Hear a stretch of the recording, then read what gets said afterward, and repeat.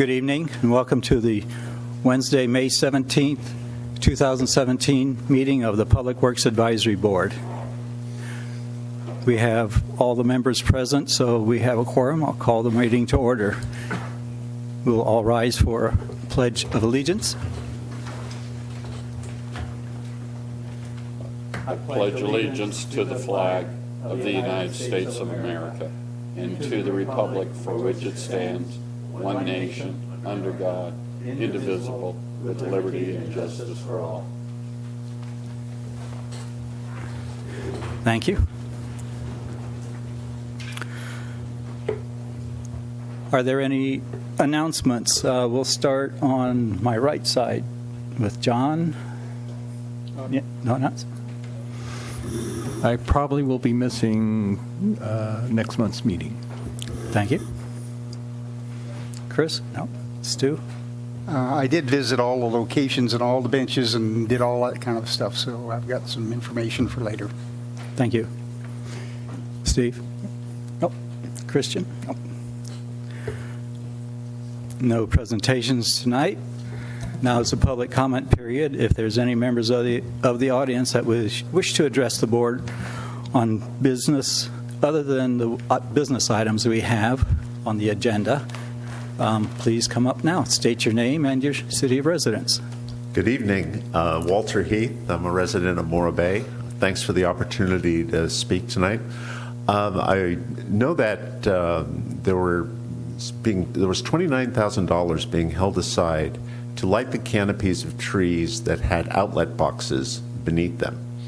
And this was, former city manager Buckingham's commitment for lighting the canopies of the trees downtown. And so I'm hoping that doesn't get lost in the budgetary abyss, that you folks keep an eye on that and make sure that that's in the 2017-2018 budget. I think it'll make a tremendous addition to ambiance and safety downtown if we could make that happen. And we're prepared to make that happen. I know it was in the city goals and objectives, which are accepted. And so I'd appreciate your follow-through on that, because right now I think it's sitting apart. It's not in the budget. It's not included in the budget. And I just want to make sure that we go ahead and do that if you can. Thank you. Thank you. Any other members of the public? If not, then we'll close public comment period. Excuse me, Mr. Chair. I do have an announcement to make. Sorry. We had planned on having 2 community open houses for the water reclamation facility project, June 4th and 5th. Those meetings have been canceled due to council action at their last meeting, having us look at some different options for the facility. So we won't be ready probably until sometime after the summer break period. We would reschedule those workshops for. Thank you. Next item. Go ahead. Rob, do you know, are they going to put on hold also the RFCAC meeting for the beginning of June?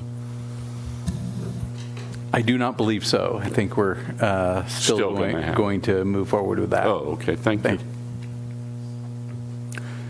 Next item on the agenda is the consent calendar. Item A1, minutes. Approval of the minutes for April 19th, 2017 meeting of PWAB. Are there any additions or corrections to the minutes? If there are none, would someone like to make a motion to approve the minutes? I make a motion to approve the minutes as stated. I'll second that. Okay, it's been moved and seconded. All in favor signify by saying aye. Aye. Aye. Those opposed say nay. Passes unanimously.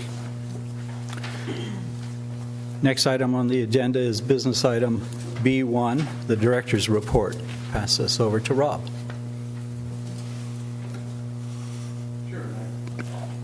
Thank you, Mr. Chair, and I would be happy to answer any questions that you may have from the director's report item. As you can see, we've updated all the items, including the schedule table for the wharf project, anticipating delays in the project due to looking at different options for the facility and cost savings measures. Okay. Any members on my left here? Steve? Janeth? I have, let's see, please. Under the consolidated maintenance, you're talking about the parking. And so staff has completed the parking lot striping at City Hall. We'll continue striping curbside parking throughout the business district, as well as begin the process of adding accessible parking locations. Where are these? Have they been identified? Yes, there will be. This is on accessible street parking locations. There's a federal requirement that for I don't have the numbers, but for so many street parking spaces, you have to have an accessible space. They're generally at the corners, so we can take advantage of existing curb ramps. So accessible pertains to handicap? The ADA. The ADA. Yeah. Oh, that's what I didn't realize. Okay, and then under the wastewater operations, I didn't understand the numbers. In the first dot, the flow for the month of March averaged 1.006 million gallons per day and totaled 30.173 million gallons. What's gallons per day plus MG? And MG, what's the difference in those? It's a monthly. The MG is monthly? The 30. Yeah. Million gallons. One is average gallons per day that we treat. The Uh-huh. other is the total we treated for the entire month. Okay, thank you. Could you come up to the microphone so that the public can hear what you just said? Thank you. Yeah, that is correct. The first number is the average that we treated every day, just over 1 million gallons a day. And then the second number is the total gallonage that we treated for the entire month. Okay. And that's thank you. MG is million gallons. Well, I knew the million gallons, but I didn't know one was daily and one was monthly. I didn't know the difference. Yeah, and I'll make a note on that on next month's. Thank you.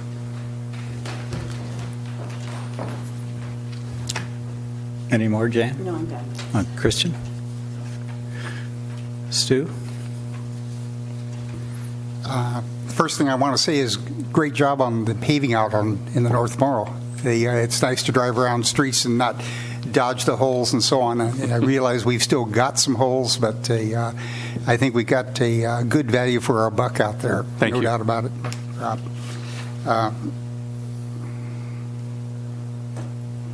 I got a question about tree heights, and I see some notes about some of that. Is there a regulation in town about how high a tree can be allowed to grow on a person's lot? Only in the Cloisters development. There's a restriction on tree heights in the Cloisters development in either 14 feet or 17 feet. Yeah. So we're not supposed to plant trees that get taller than 14 feet. I'm not sure what these trees would be that would do that. So the ones that they picked during initial development, they thought weren't going to get that tall, but they did. So we'll end up having to prune those this summer to maintain the required tree height.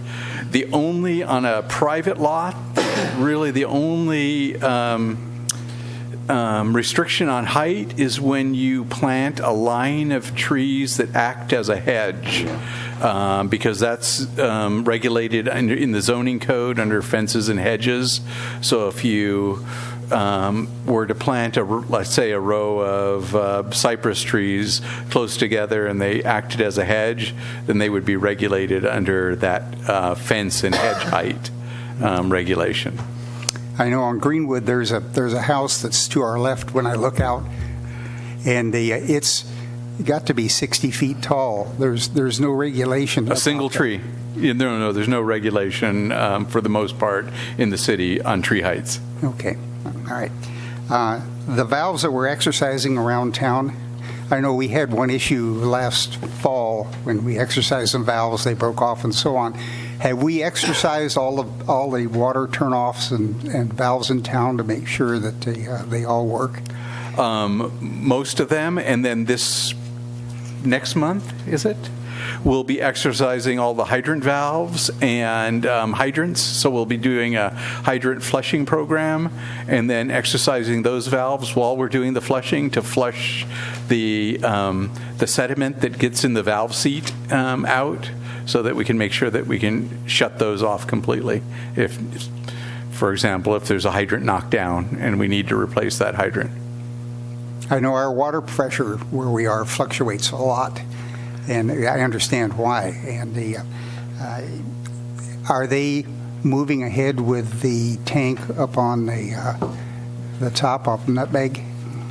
We included that in our this year's budget for capital project. We still have to go through the Planning Commission for the environmental document, and then it is just outside the city limits. So we actually need to get our permit from the county for that, but can't do that until the environmental document's complete. And last time we were at Planning Commission, they gave us some marching orders, revisions to that tank, and we'll be hiring a environmental consultant to help us out with that. Okay, good. So we're moving ahead.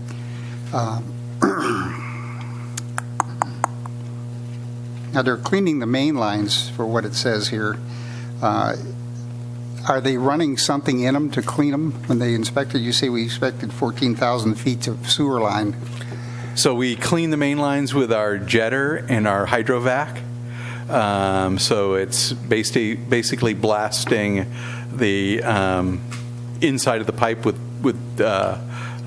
water to clean that out, high pressure water, and which has enough pressure basically to cut those roots that are in there. And then we go back in and inspect with video camera as needed. And our goal is to inspect basically 20% of the system each year.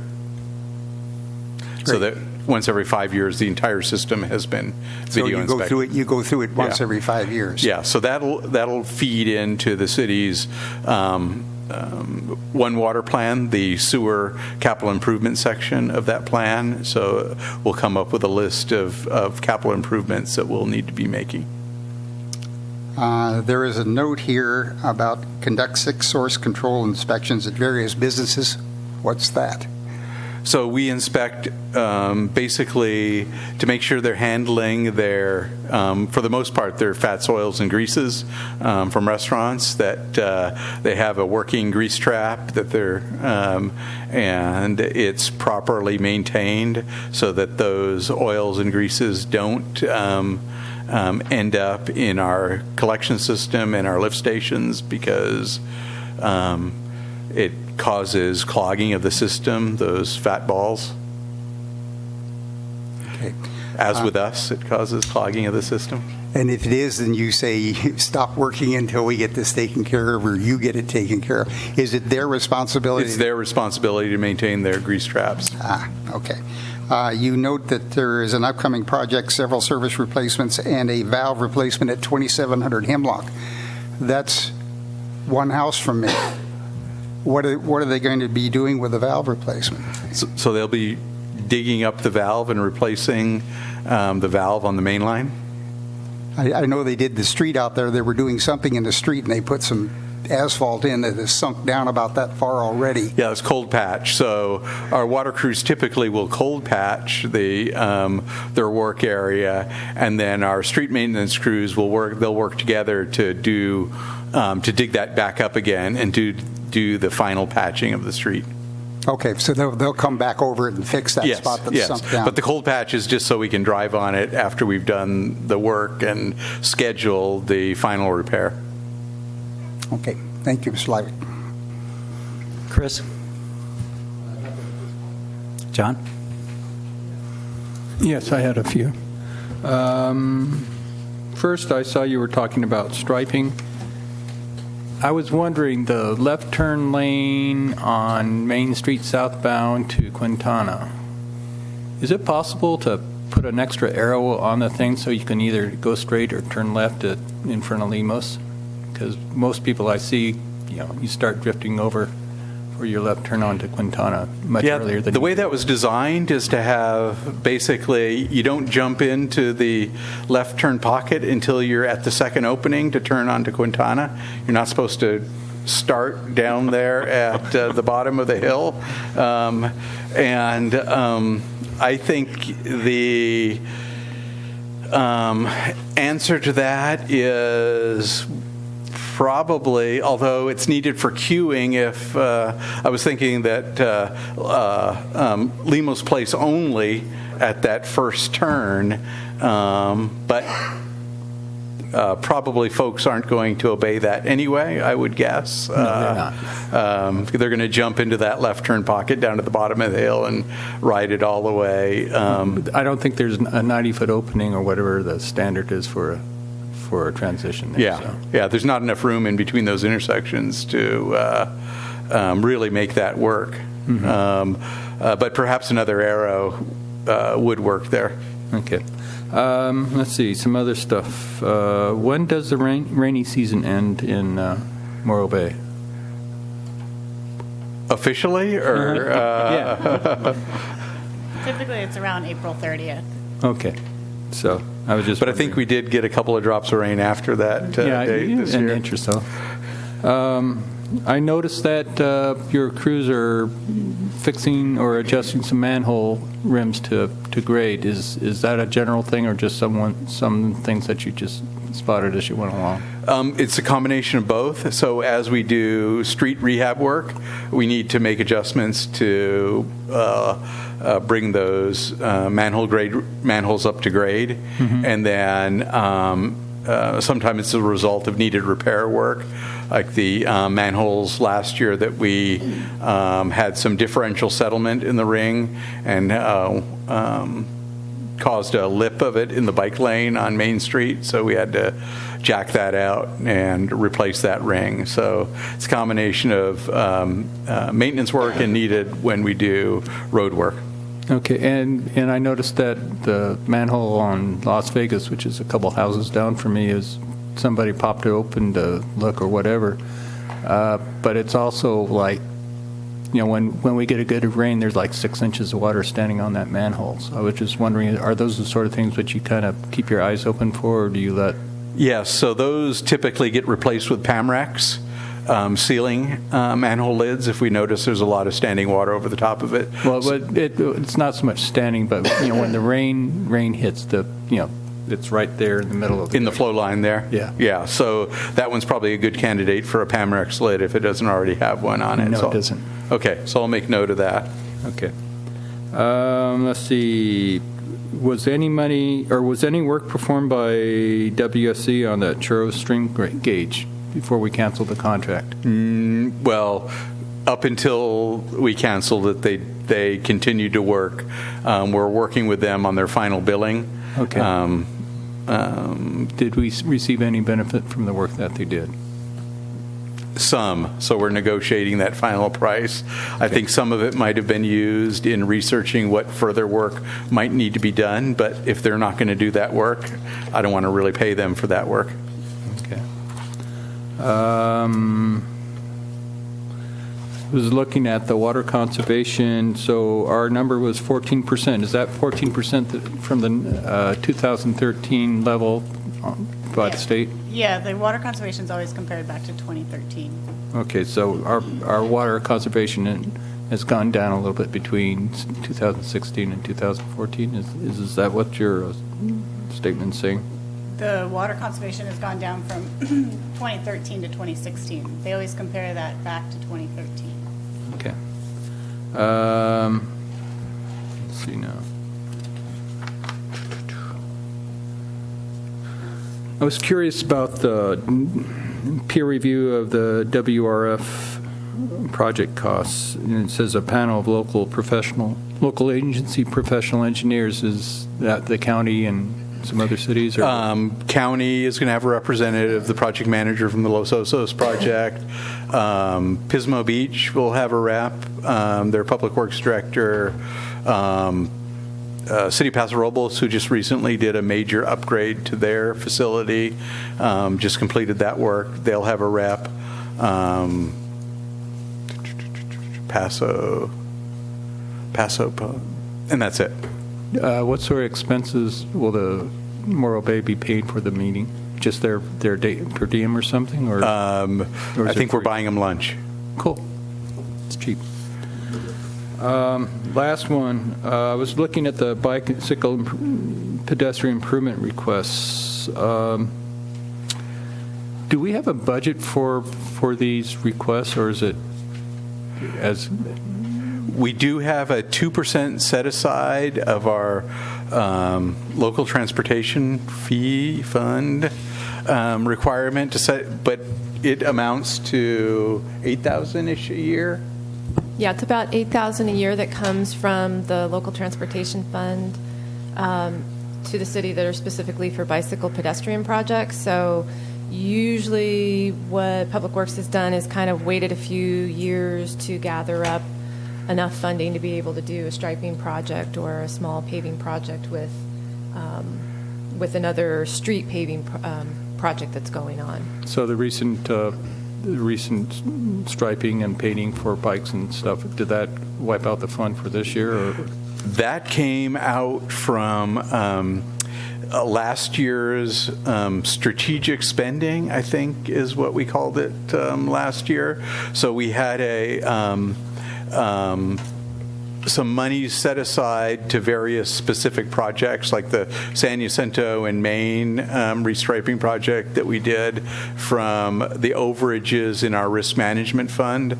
So we have a minimum fund balance that we need to keep in risk management fund, where we're well over that last budget year. At the end of the budget year, council allocates that to specific projects, and one of them was that striping. So the green paint up closer into town at Main Street, those transitions for the right to accommodate right turn pockets, those came out of the striping fund, but the San Jacinto was a specific project out of the general, basically out of the general fund. Okay, thank you. No more questions. I have just a couple small ones under consolidated maintenance, where you are mentioning about the delineating the turn lane on Main Street near Taco Bell and Chevron. At that intersection of Main and Atascadero Road, if you're going east on Atascadero Road approaching that intersection, coming from under the highway, there's no lane. There's one big lane, and quite often people are turning left, turning right, or going straight. Every now and then, two cars will go up side by side, anticipating people making left turns or right turns. And every now and then I'll see two people that are side by side, anticipating somebody taking a left turn or a right turn, and they both go straight. Is there a reason why that one particular leg of that idiot intersection doesn't have any striping or lane delineation? We'll have to talk to our friends at Caltrans for that. But in California, two vehicles are allowed to occupy the same lane at the same time. There's no prohibition against that. So hence for example, motorcycles can lane split. It's legal to do that. Okay. The other item under streets with the paving complete, I noticed that up there at Elena and Greenwood, besides Greenwood being paved, there was a large patch there on the corner that extra work was being done on. And, it was coned off, while they were doing the extra work. And now already it's crumbling, you might say. You see some deep tire tracks in it already. So is that going to be an ongoing problem, and we're just going to have a pothole there always? It's probably due to the subgrade there. So we did experience a few spots in town that had very wet subgrade. The sealing process that we did does nothing to improve the subgrade, so we had to do some dig outs there. I'll go up there and look at it, but I would suspect that we need to wait for it to dry out a little bit before we do some work there, rather than continuing to patch on wet subgrade. Okay. That's the last of my questions. Any last questions on the director's report before we move on? Okay. Oh, I had a yes. question. What sort of coordination's going on with a traffic circle on 41 in Maine? So right now we're in the process with Caltrans, the preliminary engineering and environmental document. So we have a contract with OmniMeans to do the engineering on that. The name of the firm that they have subcontracted for environmental is escaping me right now. Oh, SWCA out of San Luis Obispo is doing environmental work on that. So that'll go through also through the Caltrans NEPA process. Once that is finished, they'll clear it for design work. We need to bring that environmental document to council for them to approve and select the final alternative, whether it be signalization or a roundabout there. Has anyone ever looked at the possibility of redirecting the off-ramp to Errol in Maine rather than keeping it going all the way down to Atascadero? Actually, they've looked at that. The city's requested that a couple times of Caltrans. Caltrans doesn't want to maintain that section of Main Street. If they take the ramp there, they own it as part of the highway system for maintenance. How far? Well, from the ramp to basically getting back on the highway. Oh, I see. Yeah. They don't want to maintain Main Street. Okay. Correct. I see what you're saying. Okay. Well, it explains why they don't want to do it then. Okay, now we'll move on to item B2, discussion of Adopt a Park, street program, and memorial programs. And I'll turn this over to Rob and Janine. And we're going to turn it right over to Janine, who's going to walk us through. We'll do public comment after the presentation by the staff. And I was going to say that because there's a lot of different parts of this, Okay. what I was going to be doing is kind of going through each one and with the recommendations that staff may have, and then turn it over to the board for questions, comments, and any recommendation you were going to have on the staff recommendations. So I don't know what Walter's comment, whether it was in the Adopt a Park section, which I'm thinking that might be where it is, if we could break then at that point to be able to Yeah, take I those was comments. thinking that also that Okay. since there's 3 elements in there, that we would have public comment after each At each of the individual elements. element. Okay, we'll Perfect. plan Yep, on that. That works. Okay, so the first section is Adopt a Park and or Adopt a Street programs. So we put together a little thing, what is Adopt a Park? And it's basically a collaborative effort between city residents, community groups, and the city government itself. And it's usually designed to improve and maintain city parks and its facilities.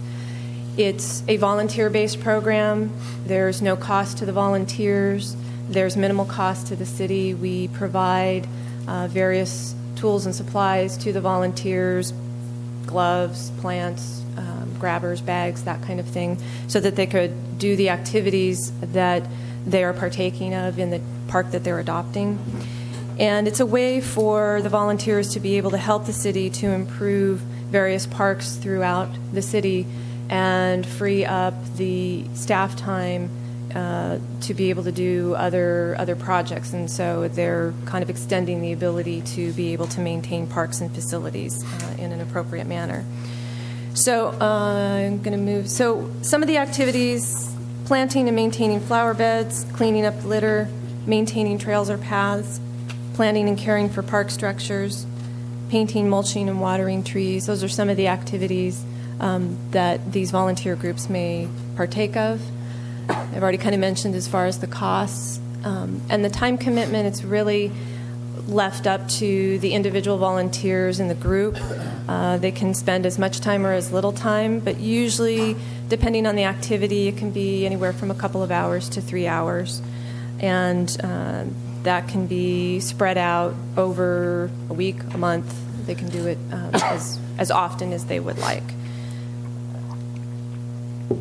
So currently the city has an Adopt a Park program. Back in the early 80s, the Morro Bay Beautiful organization had been kind of designated by the council as the official coordinating group for beautification projects within the city, and they have adopted a park over time. So in the early 90s, the council wanted to kind of expand the number of groups and organizations that would be able to adopt parks and partake in beautification projects within the city. So over time, 11 parks have been adopted by various volunteer organizations and groups. The city, as I mentioned before, we provide supplies. We meet with the volunteers regularly to see if there's any issues that need to be addressed, or if there's any additional supplies that they may need. And the terms of the adoption are usually 1 year, and there's a renewal at the end of the year, usually for another year and another year and another year. And so what staff is recommending is just a couple of little minor tweaks to the program, which is basically keeping the Adopt a Park program as it is, but to place a recognition panel at the adoption location. Right now, we don't really have anything out there that lets the public know that these particular locations are maintained by volunteer groups and who those volunteer groups are. The second relates to the term, and basically it's a 1 year with basically unlimited renewals possibilities. But what staff would like to do is to keep it that way, with the exception of if there are other groups or organizations that are interested in adopting a particular park, to have kind of a time limit so that those groups and individuals would have an ability to be able to volunteer and adopt that particular park. So that's something for the board to consider. And that's the Adopt a Park portion of the show. I think I want to hold on here unless Rob has anything additional to add about it before moving on to public comment and back to the board, and then moving on to the Adopt a Street. Just a couple of comments to add to that. Won't say that we don't have any signs recognizing Adopt a Thing groups, so but it's sporadic. I know there's a sign at the roundabout recognizing Rotary for adopting a roundabout, but I'm not sure that there's anything anyplace else. And also that I think the time commitment is a little bit more variable than that, because it depends on the event too. So there could be some events where we'll have volunteers working all day, for example, maybe on a tree planting event, and then might not do anything for a while. So I think there's more variability with the time. Not big issues, but I just wanted to. There won't be any restriction on that. You can only work 2 hours, so we'll take as much help as we can get. And Okay. That's all I have to add. Okay. There's a couple questions from the board, and then we'll open it up to public comment. Steve? Quickly, in your third paragraph, you talk about litter collection. I could understand that. I guess where I was confused, you're talking about emptying trash containers. Some of these parks could generate like a ton of trash in a given time period. How are the people that are adopting the park deal with getting the trash out of the park? I would have thought that fell under waste management, or not waste management, but the local garbage collection. The parks are not collected by the local garbage franchise agreement, so city staff has been maintaining those. My understanding, and I think Mike's still here, our consolidated maintenance superintendent, is that city staff had collected those, and the Adopt a Park volunteers are doing that. They would contact Mike when they've done a collection. So the and city have- comes out and physically We'll hauls pick the up the- trash. the- Oh, okay. Yeah. yeah. Correct. The way it read made it sound like it was on them to No, have they don't to- take it home and put it in Yeah, their exactly. That's what I was trying to figure out there. Okay, thank you. Any other questions by the board members? John? How much does a sign cost, just out of curiosity? Does the city pay for it, or is the volunteer? The only one that I know of, I believe Rotary had that sign printed and put up. So, And I believe when I was looking at other agencies' Adopt a Park programs and where they were talking about the commemorative panel, they had some specific requirements, and it sounded like that the volunteering organization created that panel for the city to install. Good question, Janine. Do we ask them to give us a plan? Say if one organization wants to adopt for a year a particular area of one of the parks. Do we ask them for a plan of what they plan to do in that year, or do we give them something that guides them into what we need to get done? The letter agreements outline the types of activities that would be occurring for that particular adopted park.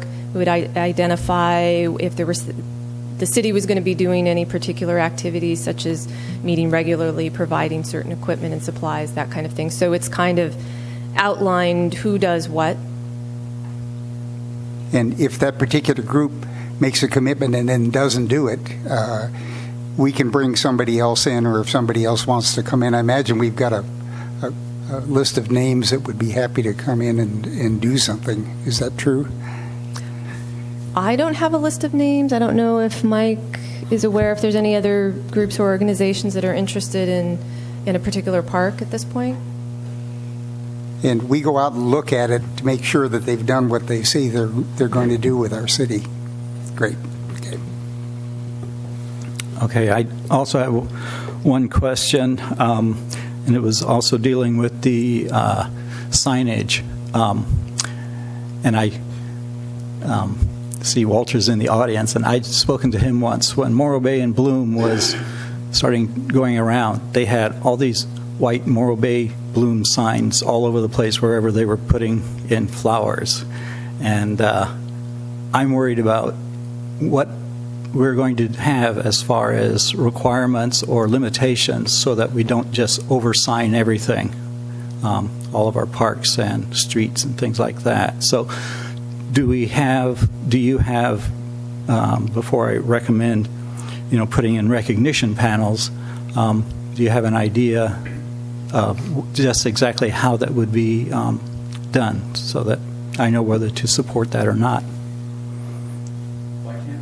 I can't see having every planter on Main Street having its own separate recognition panel, but I could see a panel somewhere on Main Street that would say landscaping maintained by X, whoever that group is, Lions Club, Rotary, Morro Bay and Bloom, Morro Bay Beautiful. And they will all be uniform signs as opposed to Yes, we would like want to Rotary creating their own. create some standard to. I would envision them.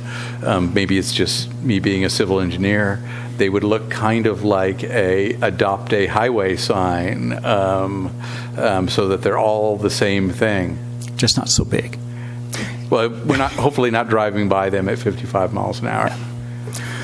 Okay, Are we coming back for comment? Yes, we'll be coming back after public comment. I just wanted. So if there's no more questions of staff, then we'll open it up to public comment, and it looks like we have a member of the public who would like to speak. Good evening, Walter Heath, resident of Morro Bay. Thanks for the opportunity to speak tonight on this topic. First of all, one recommendation before I get to adding some information. One recommendation I would make is that Public Works be more proactive on the renewals. We have changing needs at these Adopt a Park locations, and also a variation in participation as volunteer groups rise and then peter out, as businesses change hands, And as you walk around town, you'll notice that there are locations where Adopt a Park work is not being done. In some cases, maybe because the Adopt a Park group doesn't know that with a change of business, there are now the functional Adopt a Park folks. We recently stepped in to help the Rotary Club at the roundabout because Rotary showed up with 3 people, 2 of them in their mid-70s, to clean that entire roundabout and the peripheral areas, which they expressed surprise was, part of the roundabout areas, the surrounding areas. So we were invited by Rotary, Morro Bay and Bloom was, and we brought in 12 volunteers and removed 3 pickup trucks worth of weeds. It's still not done. There's still about 200 square feet there. So I would say that I would suggest strongly that your recommendation to Public Works be a more proactive approach to annual renewals. So as Representative Skiff pointed out, as conditions change at these parks and the needs might change, that expectations from the Adopt a Park group can also be modified, so that there's a real reason for doing this beyond just getting an assessment of whether the group is up to the task anymore, and as clearly is the case in some of these locations. It's just as you go around, as I've gone around, you start to see where the Adopt a Park work clearly is not getting done. So that would be the recommendation. Let me just add a little bit of information. Currently, there is no official coordinating group for civic beautification in Morro Bay. Morro Bay Beautiful is not performing that function. If you have anything close to a group that's generating a list of unmet civic beautification and heritage preservation needs, it's the Citizens Beautification and Heritage Committee, which isn't even mentioned in the discussion here. And we've been submitting our minutes to your body when we meet. Right now, our meetings are mostly centered around the city's goals and objective setting process. So we develop our list towards the end of the year, but certainly we meet on an ongoing basis, have been since 2015. And that group is open to all groups that are performing civic beautification functions, as well as the Morro Bay Public Art Foundation, the Morro Bay Art Association, and the Morro Bay Historical Society. So there you have a much more, representative, collegial, consensus-building group that can then feed information to you folks so that you're not, always doing this, civic beautification types of things. And I would advise, even some mention in the discussion of our work. We're working on some things right now, as well, the tree canopy lighting being one of them. But, they've all made their way into the city objectives and goal-setting process. So, there are other things. I mean, there's some things here that are distorted and really, and not exactly true. I don't want to completely use up all the time. But again, with respect to the signage, totally on board with something uniform, modestly sized. We are now working in 11 public areas. We have one Adopt a Park agreement, but we're working, Morro Bay and Bloom is, working in 11 public areas just on our own. There are 3 areas along the Harbor Walk where we work, the bronze truck seat sculpture, say that 5 times fast, the parking lot across the street from the power plant, which we assumed from the garden club, the now defunct Morro Bay Garden Club, who's probably still on the records as the Adopt a Park group. I mean, this representation is just totally distorted and not true. They're no longer around. We're doing that work. We were asked to do that work. We're also working at the median there at Beach and Embarcadero Streets. Our official Adopt a Park is Centennial Parkway. We work at the Visitor Center. We work at the Morro Bay Library. We were invited to work to beautify the police department. We were invited to work to beautify by Rotary to help with the roundabout, and we also help on a regular basis at the invitation of the volunteers who run the bike park, and that's the work that we're doing. So, I mean, you really probably have closer to 21 adopt a park areas then if you're really keeping count. So with that, I'll leave it at that. Just I really do think that the renewal, the recognition, and the thanks to volunteers. And one year we did a volunteer thank you for the volunteers in the Adopt a Park program. This needs to be a whole lot more proactive than it's being managed right now. Thanks. All right, thank you very much.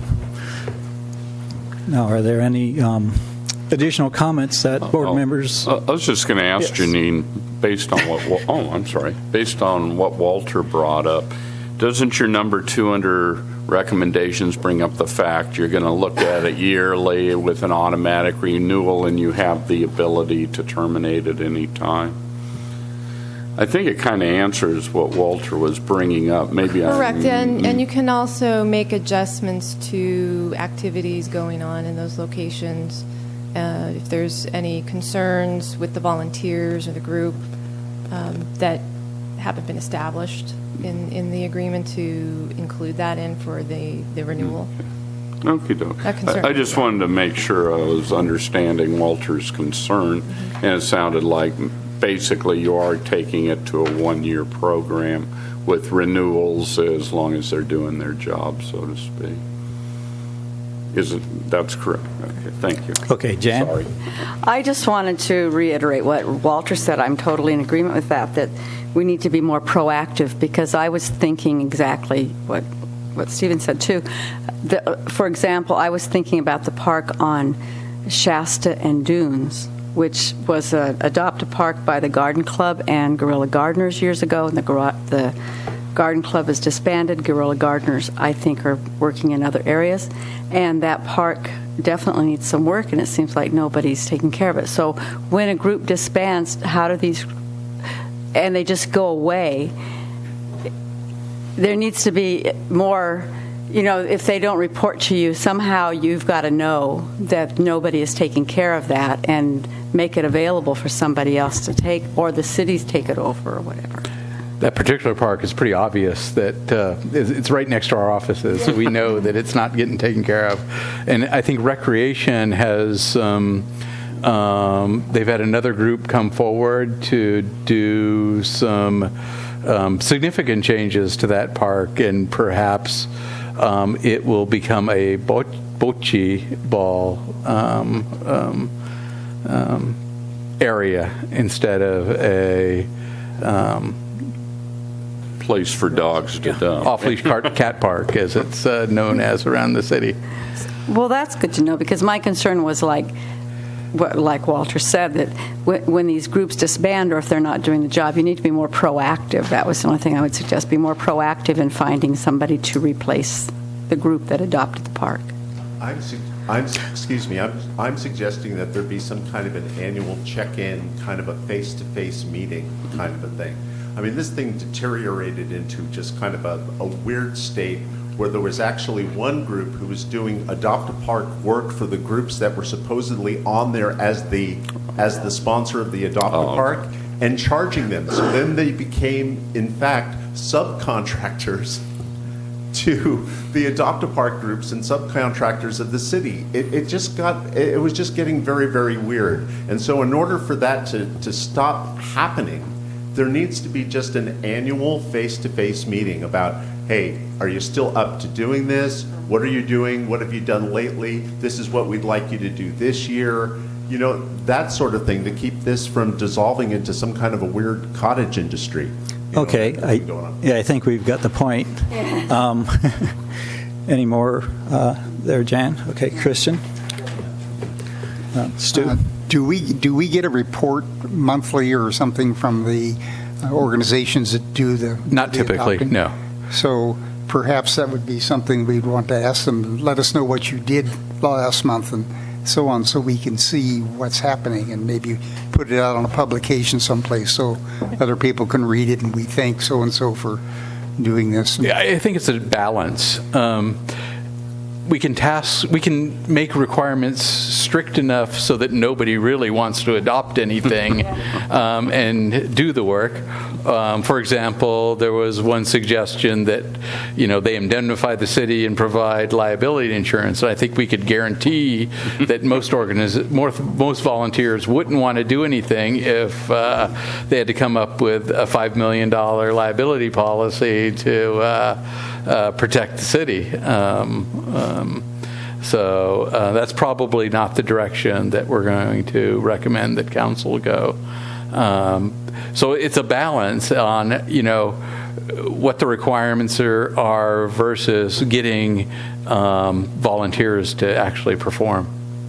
I think that recognition in some form of print or something online or something is an important thing for people doing volunteer work, and perhaps that's something we can look at and get started, and so we know what's going on. And you call them, oh, you were down there working on that. That's really great, and so on. Yeah. Chris, do you have any comments? I think my only one is kind of bouncing off of what Stu just said is kind of got to drive the recognition a little bit. Obviously, we don't want obnoxious signs, super large, something tasteful, but maybe a publication each year kind of highlighting the groups and their garden or their park that they've adopted and some of their work they've done. Maybe we can work that into some of the other cities' yearly literature. But something just to help promote the groups that are doing the work, since they basically are taking care of our parks for free. Okay. John? One of the thoughts there is, when I volunteer for a group and they want me to do more, I says, well, you can cut my salary. And they shut up. But I like the idea of maybe Morro Bay Beautiful or somebody kind of becoming a city committee where they just kind of make a list of potential projects that might be done, and just if somebody wants to act as the project manager or pro bono, then that would probably be worth something to do. And then the other thing is a little email when they actually do something. Probably it's not too much to ask. Well, I believe one of the underlying objectives of things like Adopt a Park are to try to reduce the impact of staff time on a lot of the work that has to be done. We only have so much money and so much time for staff to do all of the things that are necessary. I'm not sure how much time would be involved in putting together the various recognition aspects of it, especially if groups are coming on and changing throughout the year. I believe that it's important that we stay on top of it when groups do make a commitment, and I think it's necessary for the city to be proactive to make sure that things are being done. But a lot of it, I guess, would be if things aren't being done, we're going to notice it, or if staff doesn't notice it, then someone in the public needs to bring it to our attention that a park just isn't getting cleaned up. But I think we have the basic framework here that is necessary to move forward and hopefully, create an incentive to the public to help out, because there's a lot of work that needs to be done. Any other comments from? The only thing I could see is maybe on your recommendation number 2, where you talk about automatic renewal, maybe you make it where it's an annual thing. The person comes in and you make sure they're still alive and let it go at that. Because I can't see monthly. That's driving a dog that gets a little old real quick. But at least, rather than the automatic renewal, maybe try to make something where the person, the group shows up, just, it's a quick thing, and then you could say, yeah, it looks great, or no, we've gotten a lot of complaints, and, you can move on and figure it out from there. That would be my only question on your recommendations as stated. Any comments from Just staff? one more comment. I think the most important thing is we've worked without a real official policy in the city. It's whoever happens to pick up the baton for running the Adopt-A-Park reinvents it on under their command. So I think getting a formal policy is one of the most important things that can come out of this. Does that mean Janine's name is on this? For the time being. This week. Okay. Would someone like to make a motion to recommend the 3 points that are listed on the by staff, or if they would like to modify it? Well, I'd like to go ahead and recommend approval make a recommendation for approval based on these recommendations, however, removing the automatic renewal portion.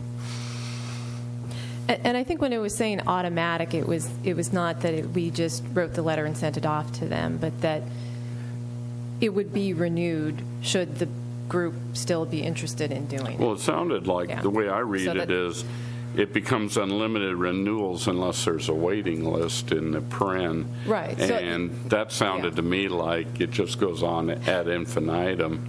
And it wasn't intended as that, it was so much okay. as it can be renewed year after year after year so long as that group is still interested. No, and that's no That's problem. the little part. All I'm saying is the automatic. Yeah.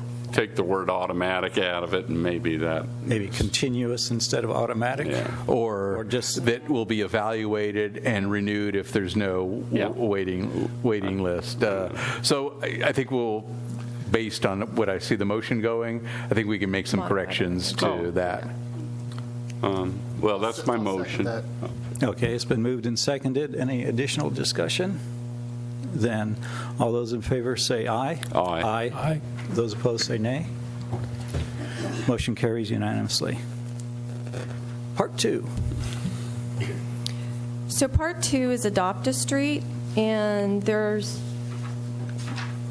many organizations, thank you, that have an Adopt-A-Street program as well. And so it's similar to or would be modeled after the Adopt-A-Park program. So the city would like to expand the adoption program to include streets, sidewalks, and public rights-of-ways. And again, this is the same thing with Adopt-A-Park. It's a collaborative effort between city residents, businesses, groups and organizations, and the city itself as a way to keep city streets and sidewalks clean. A lot of it would be litter patrol and collection.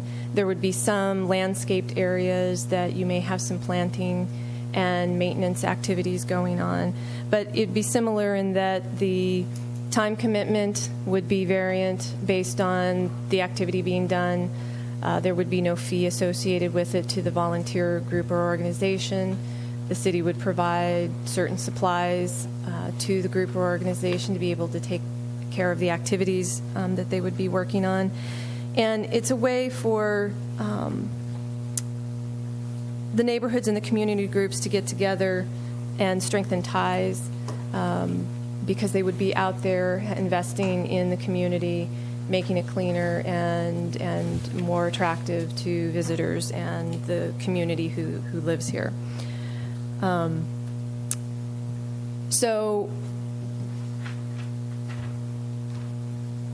moving on to the recommendation part of it, it would be similar to the Adopt-A-Park program.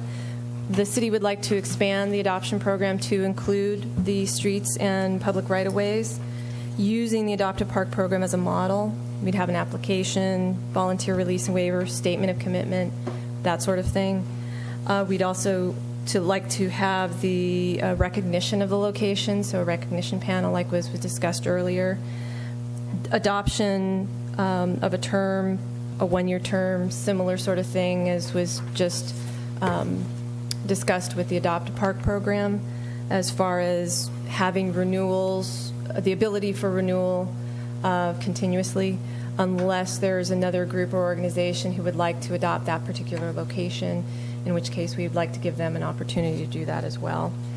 And the ability to, and this was something that wasn't part of the Adopt-A Park but can be incorporated in, but to have the ability to be able to terminate the agreement should these activities and the commitment that has been put forth not be happening, so that we don't have a situation like Walter has been talking about where there's some locations that the volunteers have kind of petered out, they aren't taking care of it any longer, and some other individuals or groups are stepping up to do that. So we'd like to be able to recognize that. So with that, that's the Adopt-A Street. I don't know if Rob has anything additional to add with that before turning it back over to the board. Just want to say that this is already happening in Morro Bay, either formally or informally. You can see, volunteers working around town, weed eating, cleaning up areas. The roundabout is not a park per se. It's within the right of way, so we can see that's happening there. You see the landscape entrances at Yerba Buena and San Jacinto. Those have been maintained off and on through the years by various organizations. So I think it's getting rid of the haphazard nature of the program, formalizing it, coming up with policies for it, so that everybody understands what the rules are here. I think that's the main emphasis of both these Adopt-A Park and Adopt-A Street programs. Okay, before we open it up to public comment, are there any questions about this policy from the board? All right, this is also open up to public comment if someone would like to speak on that. Seeing no one, we'll close public comment, and I will start down with Stu this time. I think here again, that's another great idea. The question is, like Rob says, is keeping up with who's doing what and encouraging them. I think the most thing we can do is encourage these people to get out there and do it. And by the way, this is what we need. There's a whole bunch of stuff thrown on the side of the road down here and so on. And if you need some help, or place to put that, here's where it is, and so on. So it's the point of informing these groups when they want to go in and help us, where to put the stuff, what to do, where the equipment comes from, how to get the equipment, who signs out for the equipment, and so on. It's just a point of, I think once we get the ball rolling with that, we'll do fine. I know a lot of people that would like to do things, and you have to get into some of the wine groups and other things around town to understand some of it, but there's a lot of resource here in town that would like to get out and do some of this, and it's calling on them. They don't know what to do. So we need a plan organized on this is what we need to do, and this is what do you see, and get some feedback from people, and then get it put together, and then assign somebody. And then, of course, they need to be recognized. There's no doubt about it. Once a year, we need to somehow get together and say, okay, here it is, and you did a great job, or this area needed improvement, but thank you very much for all the work you did in making Morro Bay a talked about place on the coast. So, okay, Chris, do you have? Yeah, I just have a question, because this one's a little bit different than defined parks. Do you have a current list of areas, or when you guys deal with it currently, is it just kind of the streets and we're going out cleaning the streets? Obviously, there's like the entry signs and the rotary signs, like at Main and across from Lemos. There's little pocket areas. Those have developed over time as the groups have come to the city and requested. We don't have a list of areas to go out to and adopt. We don't have a say, pick up trash along the freeway side of Main Street, Is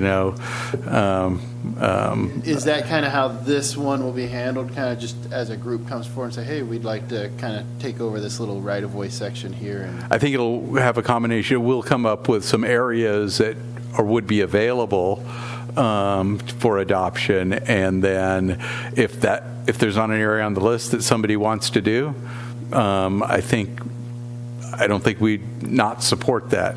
The only issues we've been advised by our insurance provider not to have volunteers help us out in is actual street work. No patching of potholes or digging of trenches. And then I'm assuming this kind of will conflict a little bit with like private residences. I mean, obviously everybody's right of way is a lot larger than people really know it is. But so are we trying to kind of keep I don't think we're trying to commercial areas? I think it's probably more the arterial and collector streets in the commercial areas rather than getting up into the neighborhoods and somebody adopting your front yard. I can give out my address. I'll let somebody. I'll let Walter. Okay, John? Yeah, I had a few questions. Is there going to be city staff managing this? Is Joe going to go hold a little advisory committee meeting of City Beautiful, or is it going to be something added to Gina's portfolio of duties to keep track of this? What sort of staff time are you envisioning for this? I view it as fairly minimal staff time. Once it starts to take more staff time than it does to actually do the work, it's probably not worth it anymore. I don't see that ever actually happening. I think it's more of, like I said, developing those policies and procedures so that everybody's on a level playing field and understands how this works. Because right now, it's either people are volunteering without city permission. It just happens. I'm sure there's a butt patrol walk almost once a week that they walk on the Embarcadero and pick up litter on the Embarcadero. I don't think we have an agreement for that, for example. So I think it's happening all the time. I think it's just a way to make sure that the folks volunteering know where the resources that they have are available, what the city expectation is, and what the form of recognition that they're going to get from it. I don't see it involving a lot of staff time. I haven't quantified that number yet, but we will. I'd be interested to see what it actually would take to herd the herd of cats, which you're going to get trying to do this. For the most part, they've been kind of self-herding with, especially the motivated groups. I think it ebbs and flows. Like, the Morro Bay Garden Club doesn't exist anymore. But I understand back in the day, they did a lot of work around town. So. Okay, Steve? Yeah, just real quick, under the second paragraph under Adopt a Street, you talked installation, maintenance of landscaped areas. I understand the maintenance. I guess, do you allow them to install what they wish, or do you somehow try to control that? I'll use a hypothetical. They throw a tree up in front of a stop sign, or, create situations that could somehow be problematic. Do you have a mechanism for installation? I would guess that we wouldn't want any surprises with that's all I was the maintenance. So, for example, Walter's group, he told us what exactly he was going to do before they did it. And as long as that's happening, there's no surprises out there. Yeah, and I have no issues with this other than if they're allowed to do it free reign, so to speak. That would concern. And typically this not all the time, but a lot of times the city is actually providing that plant material. Oh, okay. Okay. Thank you. Jan? No, my only comment is the same as it was for Adopt a Park, that this not be automatic renewal, that it should be more proactive in that, in the annual renewal. Chris? Yeah, just one small thing. When I did the Adopt a Highway, they did, obviously they have the rules that you're working on and delineating, right? Really easy mile marker to mile marker.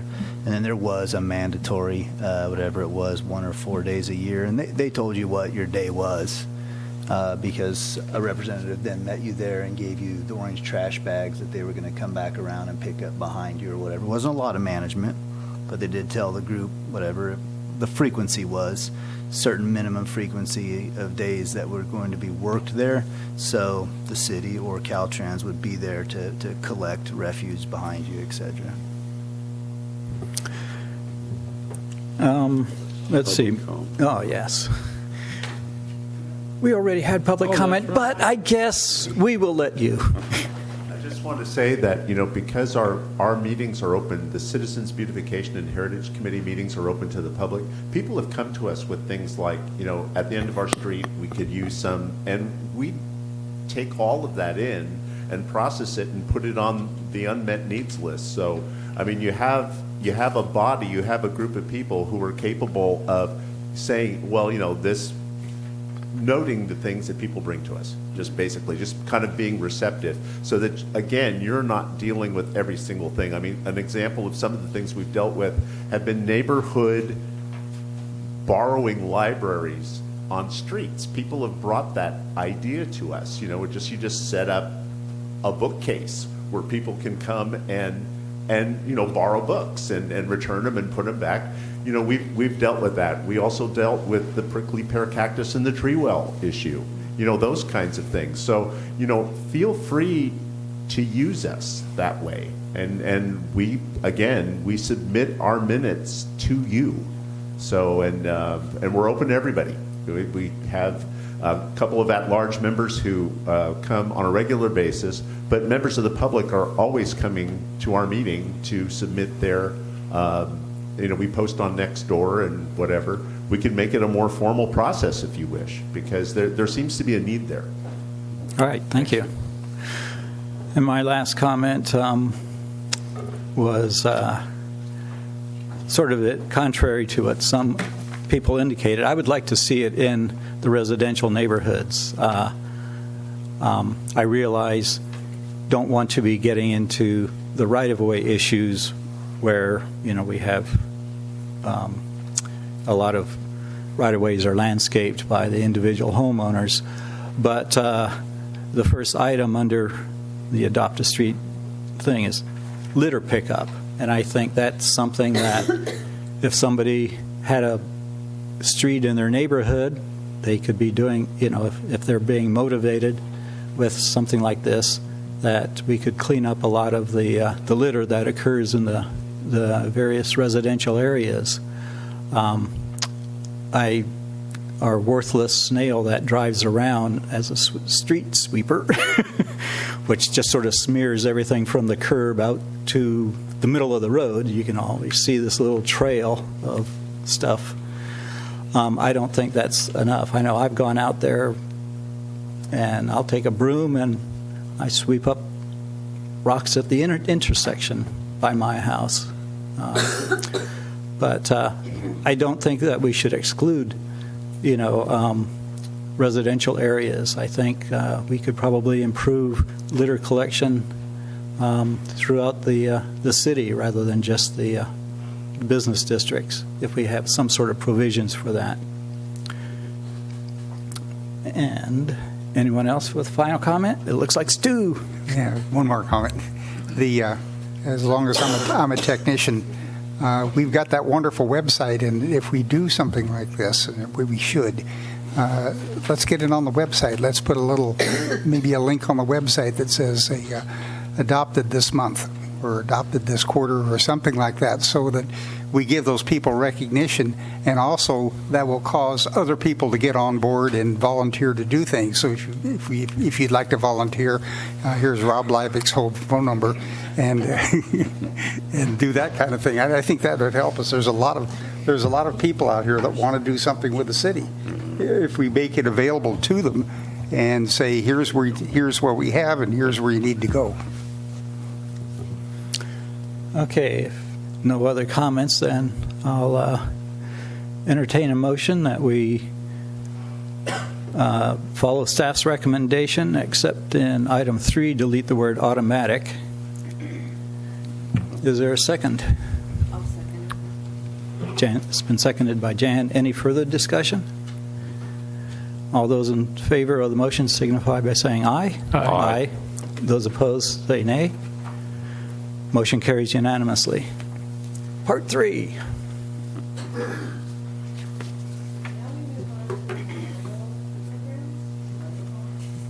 Sorry. Now we move on to the memorial programs. Currently, the city has 3 programs that have been established over the years. One for trees, one for benches, and one for bike racks. So I'm going to start with trees. And basically in 1990, the council established with Resolution 40-90 a commemorative tree program in parks, public places, and right-of-way to encourage planting of trees to improve air quality, aesthetics, and the environment. They had some particular donation requirements as part of that resolution, that they must be drought tolerant and would be acceptable to the department head.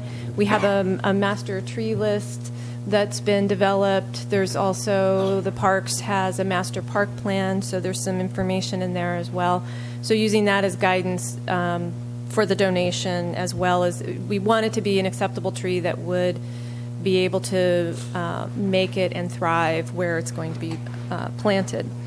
In addition, there would be a cast bronze plaque that would contain the tree name, the date of donation, and a brief statement. The city would not be responsible for replacement of trees or plaques damaged by vandalism, acts of God, or nature. The improvements, if we had to make improvements to tree wells or create tree wells, that those would be paid for by the donor, and that trees must be 15 gallons in size or larger. So a little bit of history continued. As I mentioned earlier, donations for trees are placed at the discretion of the department. We want to make sure that we're not putting too many trees out in a particular area, so the parks area has nothing but trees but nowhere to play ball, and that kind of thing.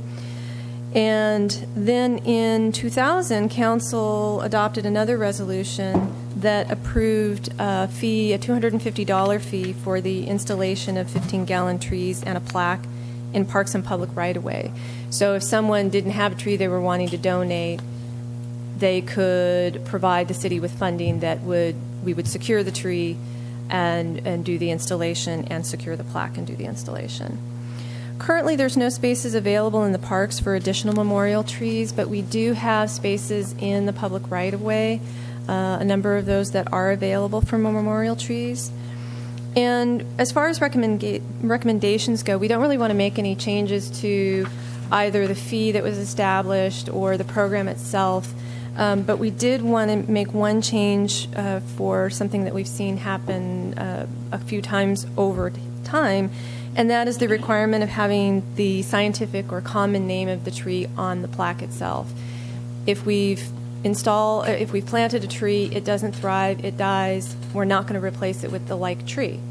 So we would be putting in a completely different tree, and then now the plaque does not match the tree.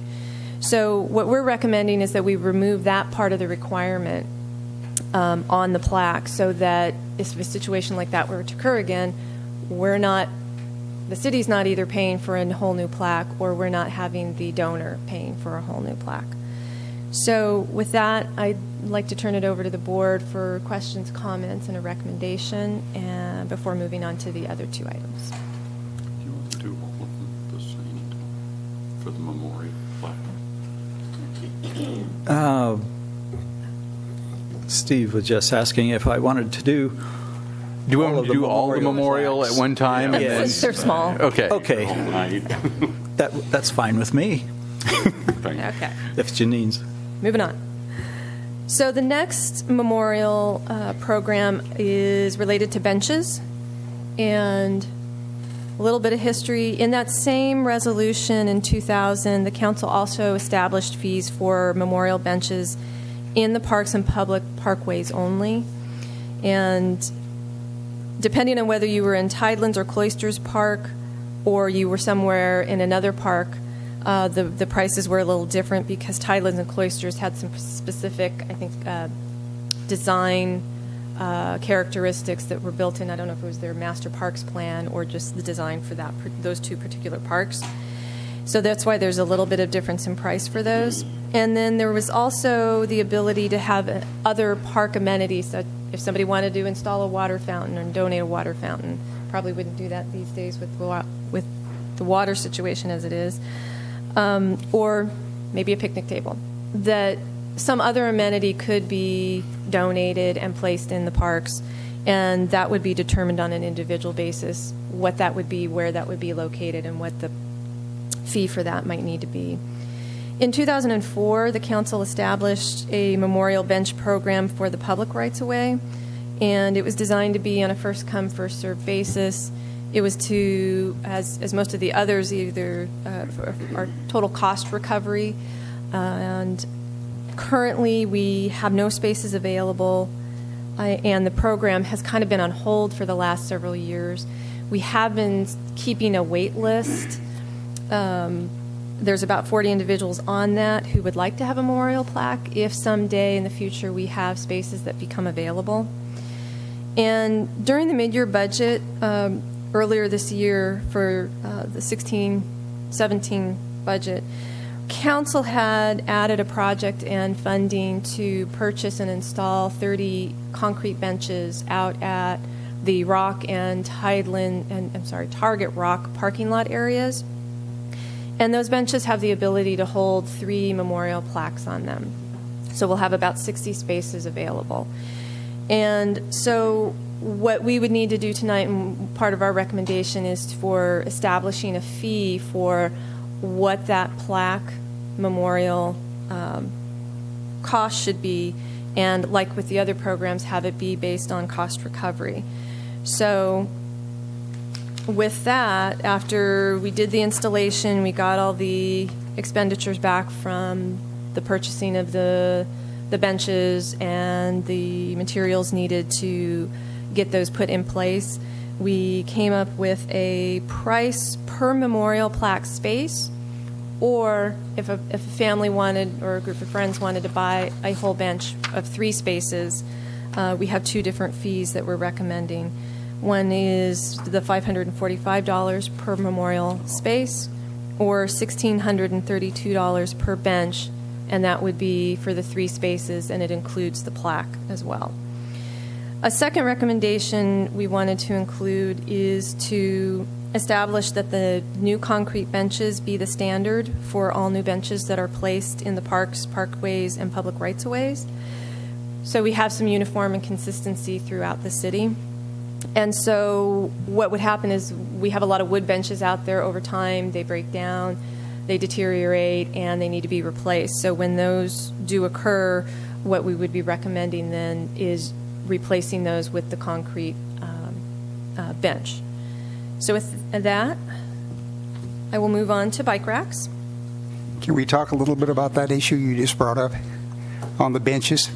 If you want to do that now, or if you want to wait for the bike racks, which are going to be real short. Yeah, I think we could hold off on the bike racks and jump in right now. If Stu's got a question that is so anxious. I did venture out and visited all the benches yesterday and took notes and so on. And some of the benches are in terrible shape. I wouldn't sit on without fear of getting a splinter in my tush. And some of them are okay and so on. The ones we've just put down at where the little boy is on the little rock and pointing out to the ocean and so on, some of those wooden benches there are deteriorating too. I think we need some sort of specification in our area with salt coming in and the storms we have and so on, that we should use Trex or something like that in 2x6 or 2x8 instead of using wood on those things. And my deck on my house is made of that, and it's been there for almost 6 years, and I've got no deterioration and nothing on the wood. And I think if we take a look at that, we can get more durable material to put out there without actually going to those concrete benches were, I think, $1,000 each, weren't they, Rob? Something like that. About that. Yeah, and I imagine the wood are less money. I don't know. I imagine we could take the wood I looked at out here.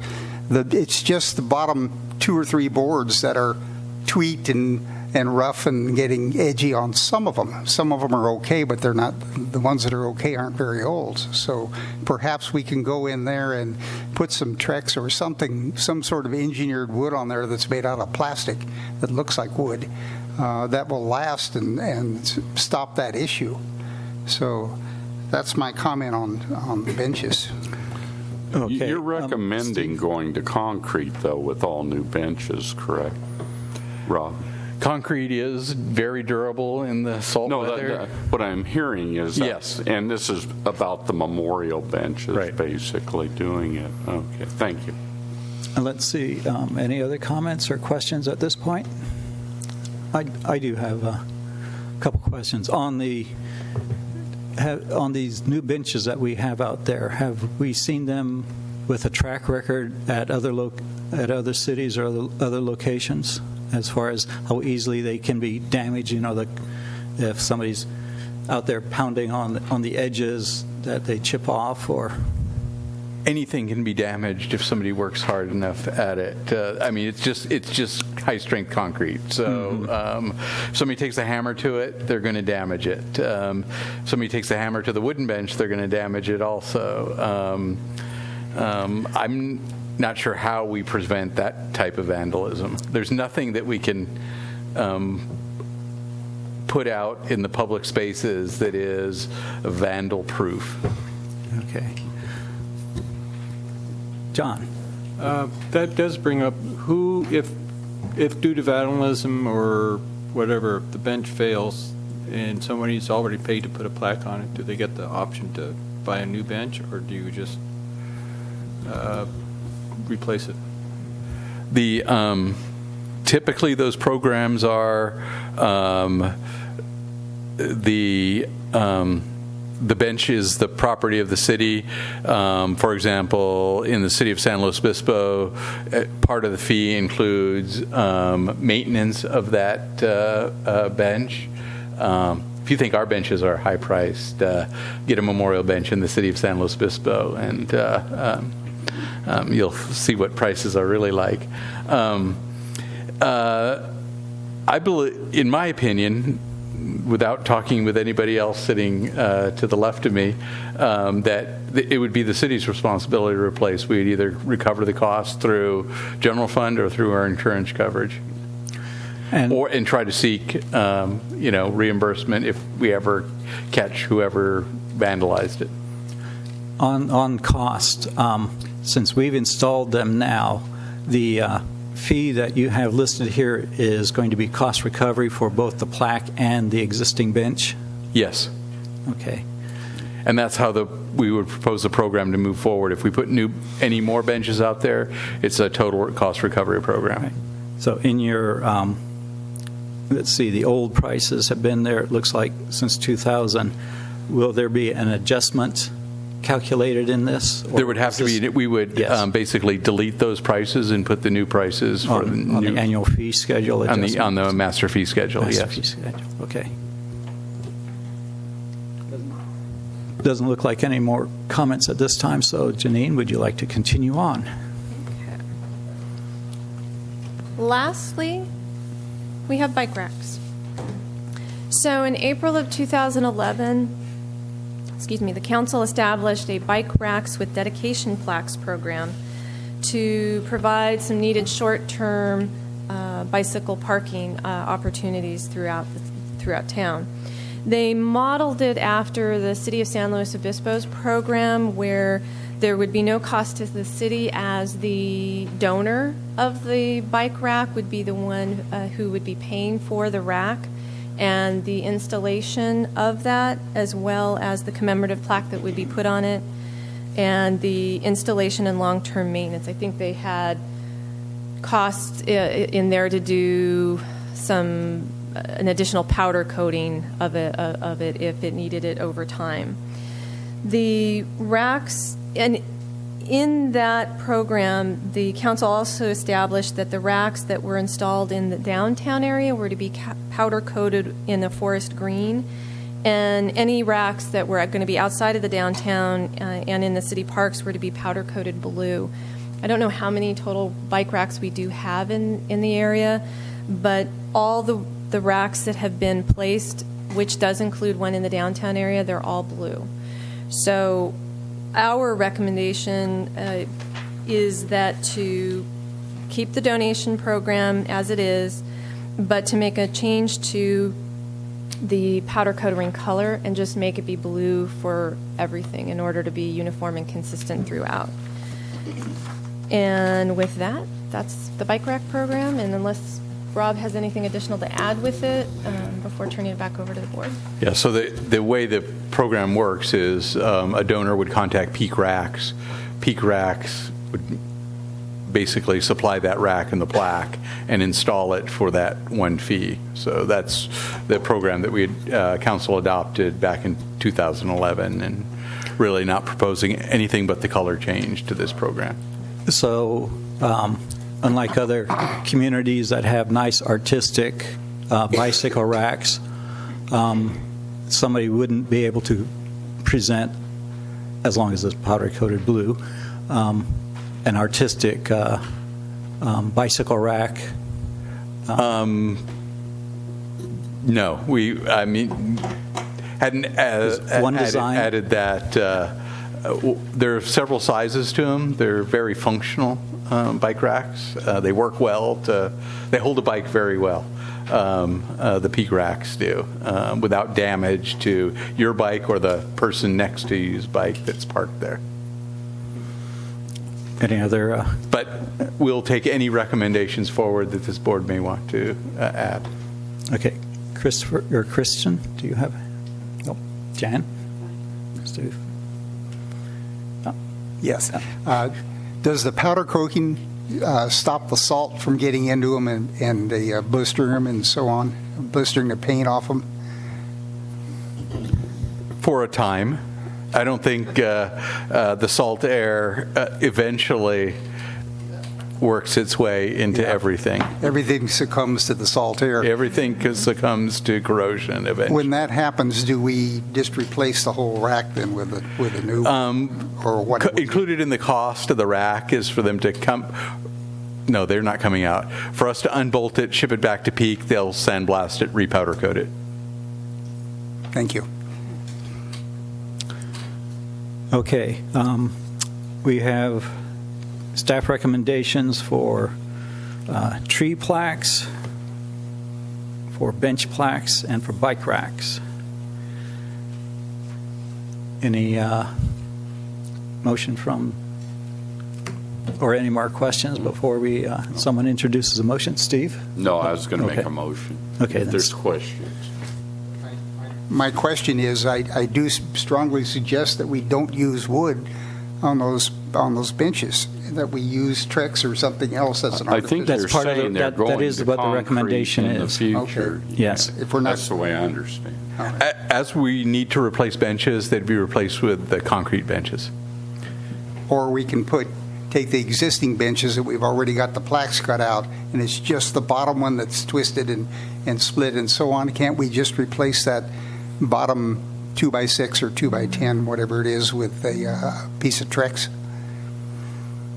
Yes, we could do that. Okay. Okay. Well, it's not part of their memorial program. You're getting into maintenance issues. Yeah. I guess at the end of the bench's useful life, it would be replaced with a concrete bench. As long as we can maintain it in its existing form and function, it would stay as a wood, whether it's fake wood or real wood bench. I'll go ahead and make a motion to accept the recommendations put forth by the staff on all the memorial plaque programs. Is there a second? I'll second that. It's been seconded. All those in favor signify by saying aye. Aye. Aye. Those opposed say nay. Motion carries unanimously. Thank you. Next item on the agenda is B3, the annual water report and recommendation for allocation of water equivalency units. And when you start giving this report, I would ask that you give two definitions for the clarity of board members and the public, exactly what a WEU consists of, and the Ordinance 266, the clarification of what that specifies. Thank you. And just before we get started in that, just Yes. wanted to, that last item, so the comment that was made about the decorative bike racks, I think we've had proposals for those, especially on the waterfront, associated with businesses, and I think there's nothing that we did tonight that would preclude somebody from proposing something, as long as it was decorative and functional. I just wouldn't want to recommend something to council that actually didn't work as a bike rack, too, being a cyclist myself. Okay, thank you. Yeah, the recommendation doesn't really specify the peak racks. Okay. Correct. And Damaris Hanson, our environmental programs manager, is here to present this item to the board. And we'll start with the WU definition. While I have the microphone, is a water equivalency unit. It's equivalent to the amount of water used by a single-family residence as set by ordinance. And I don't have the number, how many units of water that is. How many? A city ordinance? City ordinance, yeah. So it's so many gallons or so many cubic feet per year. And maybe while Damaris is giving that, I can actually look that up, and we'll have that number before we start. And Ordinance number 266, I believe, set up this whole program in the first place and talked about when there's water shortages that we should move to the water equivalency unit offset program, I believe.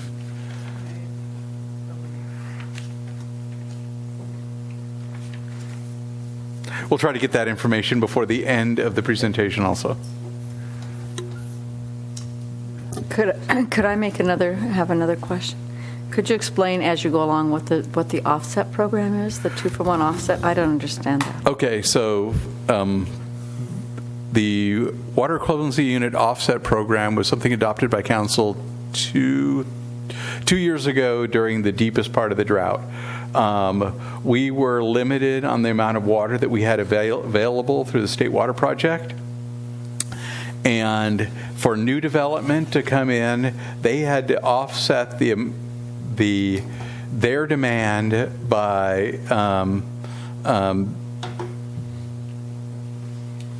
retrofitting other existing water uses or paying an in lieu fee. So they could use, for example, one residential developer also owns some commercial property, put waterless urinals in there, and was able to offset his water use for those new houses coming in. For the most part, it's difficult for your typical residential builder to go around and retrofit, so they pay the in lieu fee. And we'll get into this during the presentation, but since there is no emergency declaration and we're been allocated 100% of our water with our drought buffer, it's difficult to justify the offset program. And that in lieu of fee is what we've used to pay for. Yes, that in lieu of fee is what we've used to pay for rebates for folks that will remove lawn area, put smart irrigation controllers in, put in rain barrels, the various rebate programs that we have for water savings that, in effect, conserve more water for that new development. Okay. So tonight, we're going to go over the annual water report and the allocations for the 2017 water equivalency units. The intent of the water equivalency units, or WEUs, is to regulate the addition of new water users to the city's water system to ensure the demand for the water doesn't exceed the available water. So we'll start with water first, and we'll start with water conservation. This is a little timeline of kind of where we've been through water conservation. It starts in 2014. Governor Brown declared the drought emergency and a voluntary 20% reduction across the state. At that time, the city implemented mandatory severely restricted water supply. That's where we restricted the amount of days we can water outside and various other items.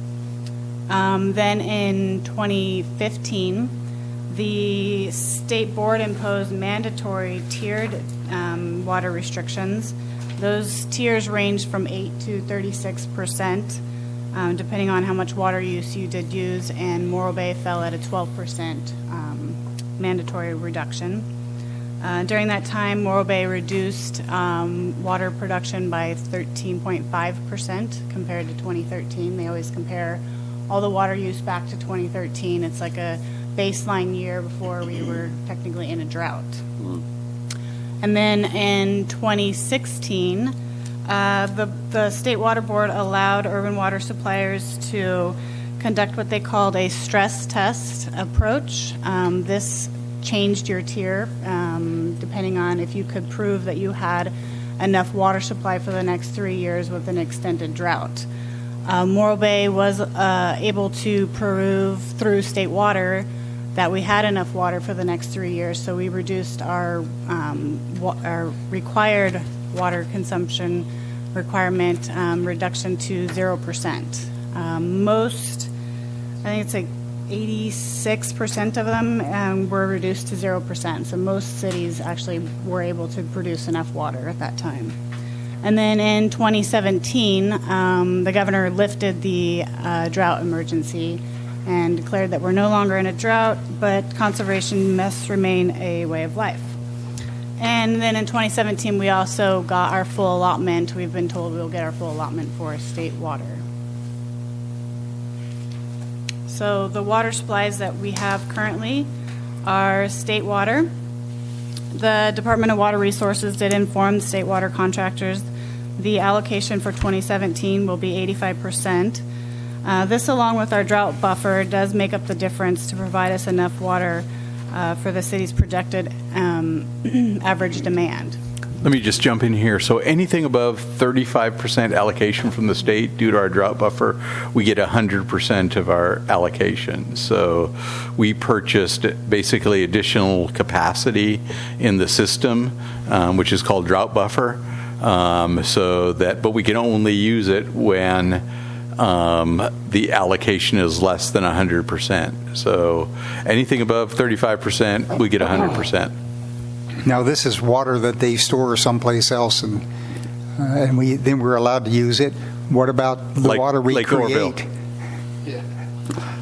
Yeah. It starts at Lake Orville and makes its way down through the piping and canal systems through the delta, ends up in a mid-terminal reservoir at San Luis Reservoir near 152 off of I-5 going to Hollister. From there, it's pumped to the Coastal Branch water is pumped to the Polonio Pass water treatment plant and pumping station, about where 46 and 41 come together. Out in the middle of nowhere, there's a big water treatment plant there. And then from there, it's pumped over to the Santa Margarita booster pump station, where the county kind of takes over operations and distributes it to their local we're a subcontractor, State Water. The actual county is the contractor. And then it's also pumped to Santa Barbara County, where CCWA distributes it to their contract cities.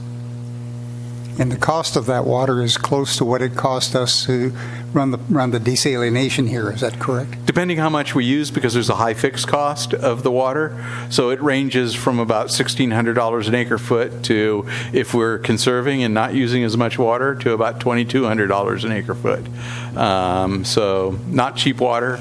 About to run our desal plant for desalination of state water.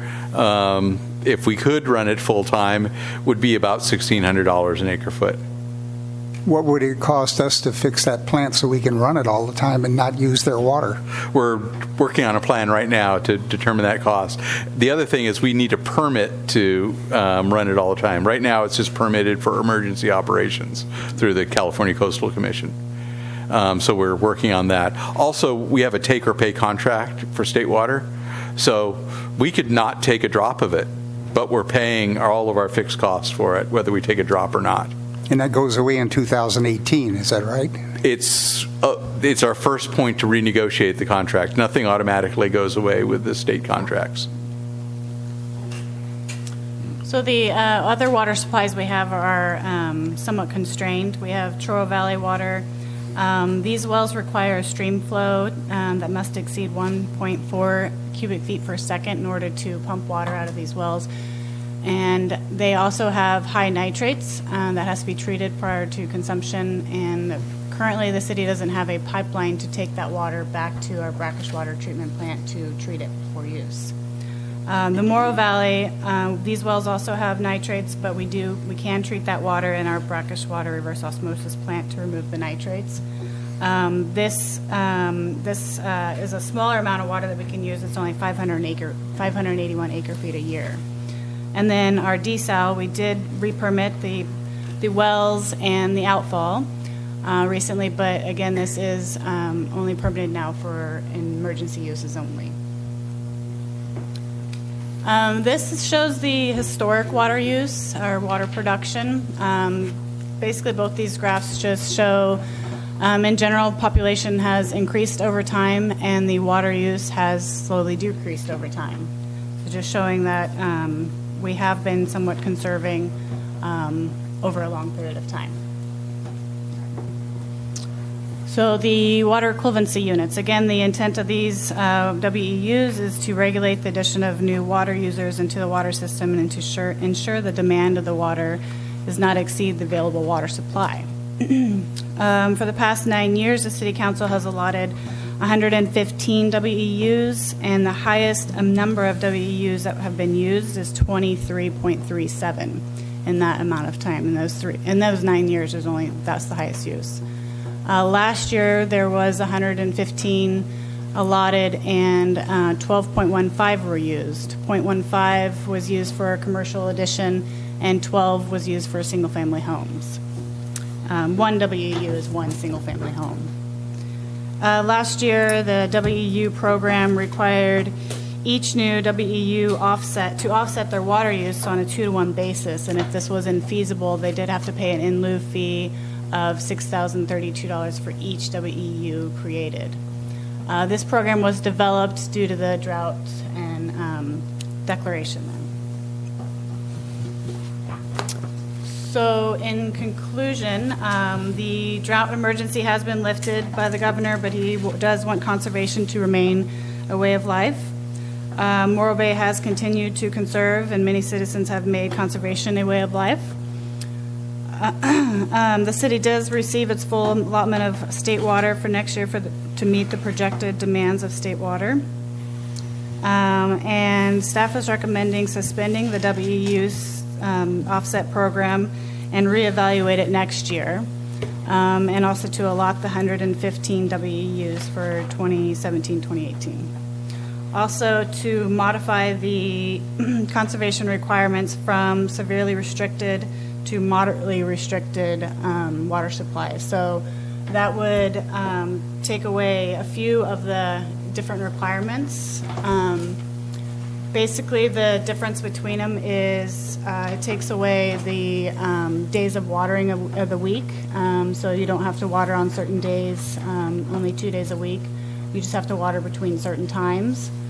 It takes away the emptying and refilling of swimming pools, the use of potable water for compaction and dust control for construction purposes. The severely restricted requires you to fix a leak within 3 days of notification, and all visitor serving facilities like motels, restaurants, RV parks, they have to currently show and display the water conservation requirements. So those requirements would go away if we went back to moderately restricted water supplies. So that concludes, and we can answer any other questions that you guys have at this time. Okay, who wants to start this one? I'll go ahead. Okay, Steve. The first one, you're talking about the in lieu fees going away for the water offset portion of it, your recommendation. Isn't that the money you use to pay for things like rain barrels for people in town and everything else? I mean, would those programs go away as a result of you no longer have the in lieu fee money coming in? We've allocated part of the water fund every year for that program also. Oh, okay, so you're not using the... That supplements that, but we haven't come even close to you have a spending surplus. down. We have a surplus. A rather large surplus. So you in the UC system of the state has the surplus. The second question I had real quick was under Table 3, down, I'm looking at the date 2016. You talk about water running through the RO plant of 36, I think was that acre feet? Yeah, 36 acre feet. That is coming out of the Morrow Basin, is it not? It says Morrow groundwater, but you don't show it in the Morrow Basin line item. So when I see numbers in the Morrow Basin that column, is that was that untreated water, so to speak, not running through the RO unit? Yes, that's correct. If you so we have 0 under Morrow Basin because that water ran through the RO plant there. But it did come out of the Morrow Basin. But it came out of the Morrow Basin. We just can't count it twice. So when you say in 2013 there was 27 acre feet, that didn't run through the RO system? Yeah, they used to do some blending of that water. Oh, okay. That was just for my own clarification. Just a point on treatment for nitrate removal. There's a couple of different options that we have through the health department regulations. We can blend to reduce the nitrate levels in the water when there is sufficient makeup water to blend that with. So that's one option. When we don't have sufficient water, for example, when we're having to use Morrow Valley wells without having state water supplementing coming in, we can't blend, so we have to run that through the brackish water RO for nitrate, or that's the method that we're using for treatment. There are a couple of other methods, ion exchange and other methods for nitrate removal, but we just don't have that capability here. Okay, and then the last question I had real quick, with the in lieu fee going away, is there other AB 1600 type fees the city has for when somebody wants to install a new meter as a result of, a new house, let's say? Yes, we have a system development charge for that is for a typical 1-inch meter. I think I'm going from memory now, so it's probably going to be wrong. About $8,000. Oh, okay. So you do have coverage for the system. For the system, and then we also recover all direct costs in the physical installation of that meter and service because our crews do that work. Oh, okay. I think you answered my questions. Thank you. Okay, Jan? Okay, please bear with me. I think I'm the only person here who's not an engineer.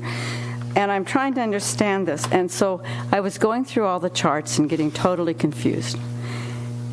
And then this is what I think it's saying. That based on the available water or water we can provide, the city has determined that we have 115 WEUs available for builders every year. Is that for a total number for whatever is being built? But we never use that much, so why do we keep having, is that Is that to help with reports, to fill out reports that you put out, the 115 WEUs? Why do you have to keep the number so high is what is that the total amount of water that's being used, or is that the amount of water we can produce in excess to provide for future building? That's the amount of water based on the growth cap that was part of ordinance number 266 that set the population at 12,200 people, which I'm still not sure how it actually gets enforced.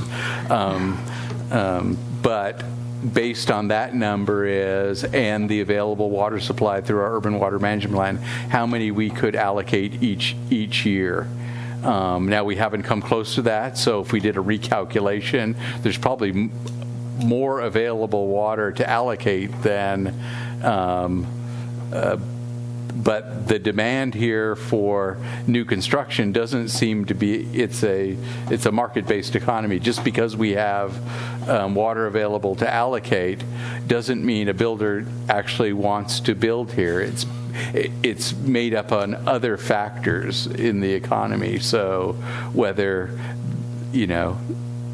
there's a market to sell here, what the prices are, well beyond my civil engineering knowledge to understand how the real estate world works as far as when a builder decides to develop. So, Rob, how much water is in a water equivalency unit? It's equivalent to what a single-family home uses in a year. Oh, for a year, okay. Yeah. That's right, I read that somewhere. So you have to keep this number based on the projected possibility of population growth? And is it tied to what you need to make the reports, the annual state reports? It's tied to the amount of water that would be available to support that 12,200, and based on our existing water supplies, what we would have. It's an average number over that time. So at some point in time, it could be zero. We will run out of eventually, if there's no more supply and Morro Bay even continues to grow at even a slow rate, eventually in a few hundred years, we probably will not have, based on our existing growth rate. Sorry to be so flippant about that, but I mean, our growth rate is fairly small. 0.2% based on 12 units. Yeah. So then the alternatives in the recommendations, an alternative was to the council could place a moratorium on the establishment of any new WEUs. Is that, at this point in time, does that make a difference? It doesn't seem to make a difference. I think it would be very hard to justify and find the causal relationship between a moratorium due to not having enough water when the state is allocating basically 100% of our water to us.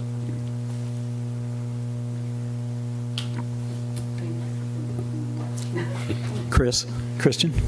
Okay. Stu? From where I come from, we had something similar to what we have here with a limited supply of water, even though we had a river next to us full of water that we couldn't use, and we could only use a certain allocation. We ended up voting and installing some tiered water users, and the new users that came into town paid double or maybe even close to triple what the current users pay. So we didn't turn them down. We just said, this is what the cost of water is going to be based upon, what we see, and we don't have any more available water, which we don't. The water was running out of Morro Creek pretty deep, almost up to the top of the bridge there for a while. And I was down there last week, and it's still running out in the ocean. Do you have an idea of how much water ran down Morro Creek that we didn't capture? No. And we have no rights to that water.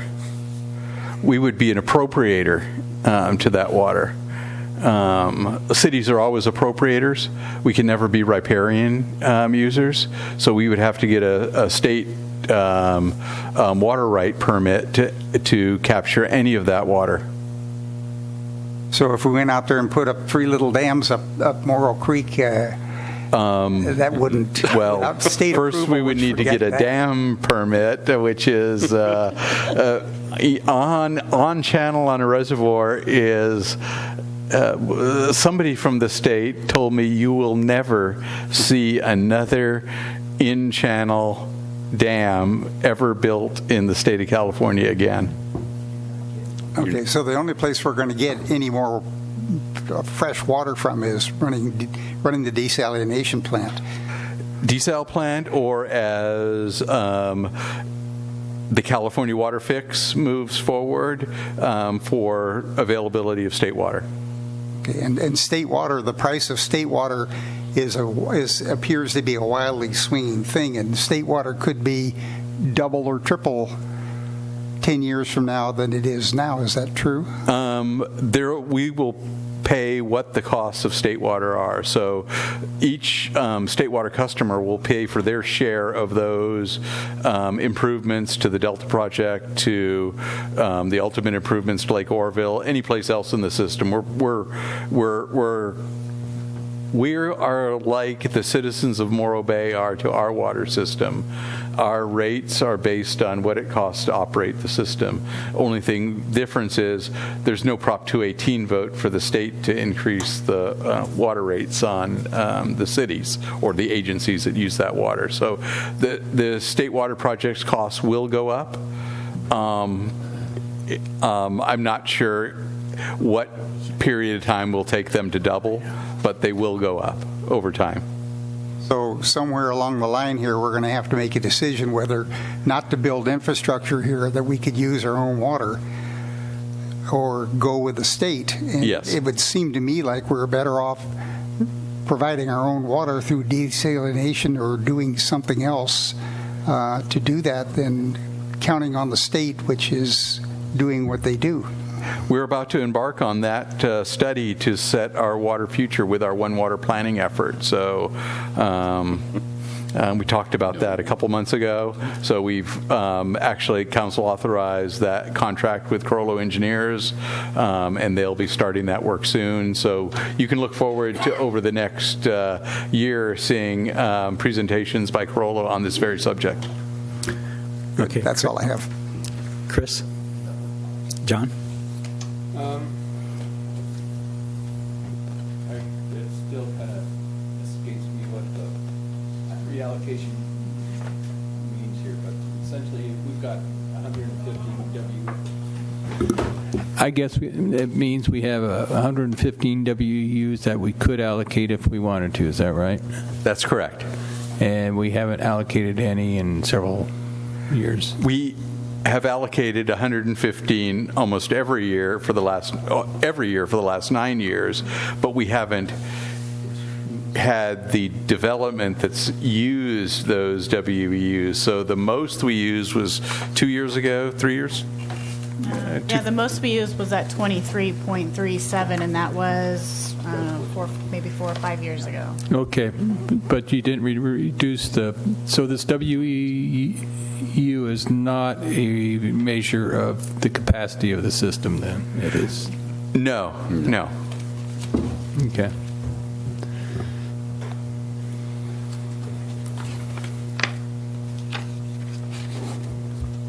Okay. We were talking before about the water equivalency units for residential. You know, we do have a population cap on. What about the commercial need for water? Is that unlimited? There's no restrictions on outside of whatever allocation we decide. 115 water equivalency units. It's based on that. At some point in time, we'll have to face what that number is in the future. But it appears, based on past performance, that we have a few extra WEUs since we've never allocated our full amount. in reserve. Okay. Now, anytime we develop something, that's a permanent increase, and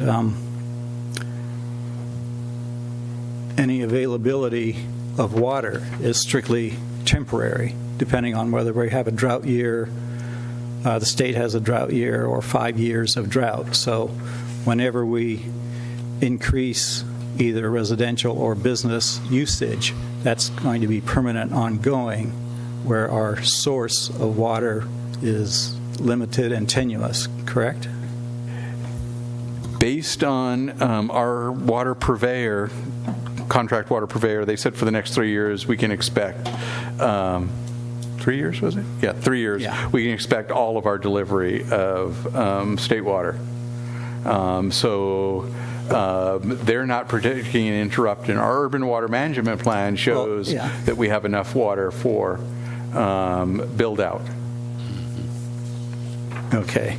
I have a question. You made a note in the staff report that on table 2 and 4, the city population, the actual city population, is different. And I see, in 2003, 2008, and then for the last, since 2010 to now, those are all different numbers.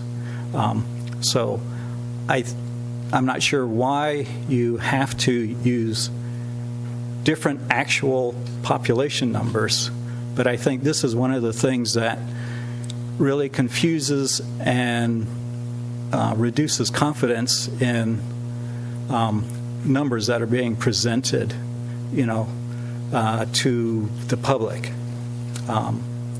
So I'm guessing, it indicated that there was one of the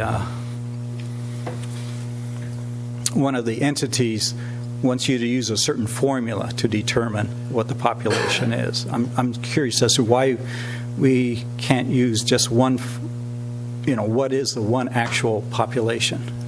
So for water conservation, which is the population that's used on Table 4, they specify in those regulations where they want you to get that population from.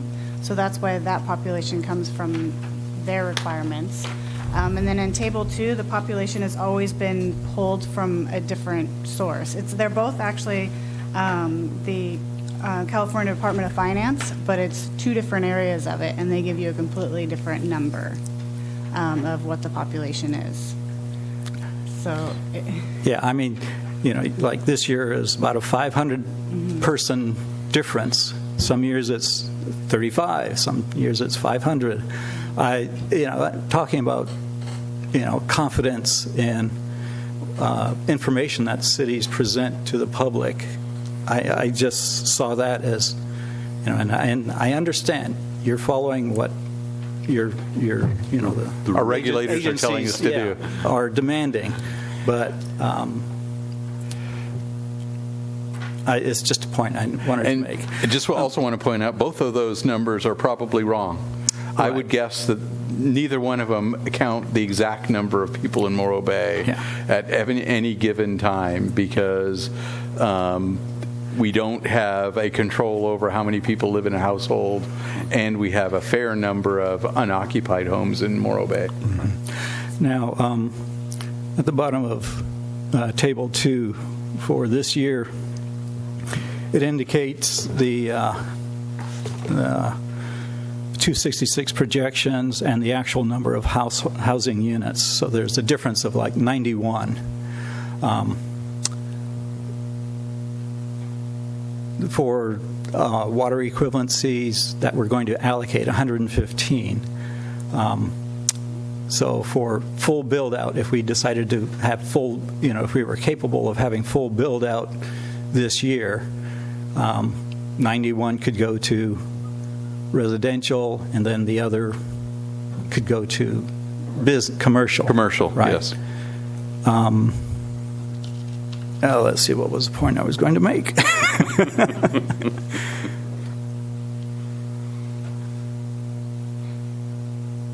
Well, I can see why, having a larger number than 115 isn't necessary, because even if we'd had full construction, build out of everything, we wouldn't be able to top out that 115 allocation. Let's see. I don't think we should drop the 2-for-1 retrofit, because, water available today, water available tomorrow, 3 years, 5 years, that's all temporary numbers. Like I said before, every unit that's built is a permanent increase of water needs. And I know people that have had their properties retrofitted, and then after they've been signed off, they put the old fixtures back because they like a really big shower head. So I'm leery about a lot of, maintaining that until they sell the house, maybe in 10 or 20 years. We don't even know those things are happening.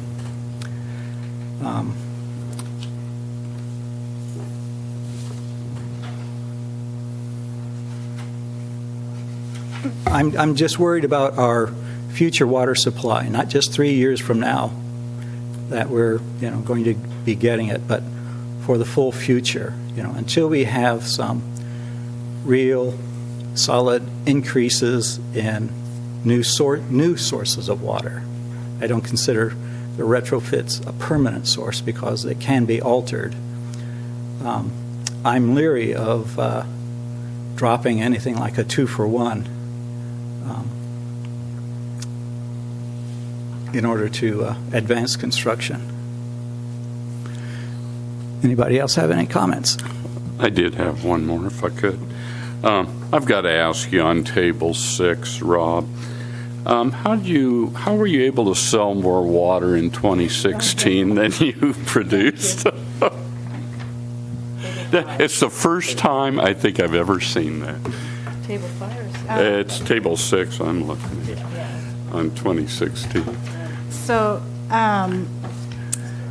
it shows that because it's taking the amount of water we sell and it's taking the amount of water we produce. But in the amount of water we sold, there's also some non-potable water counted in there.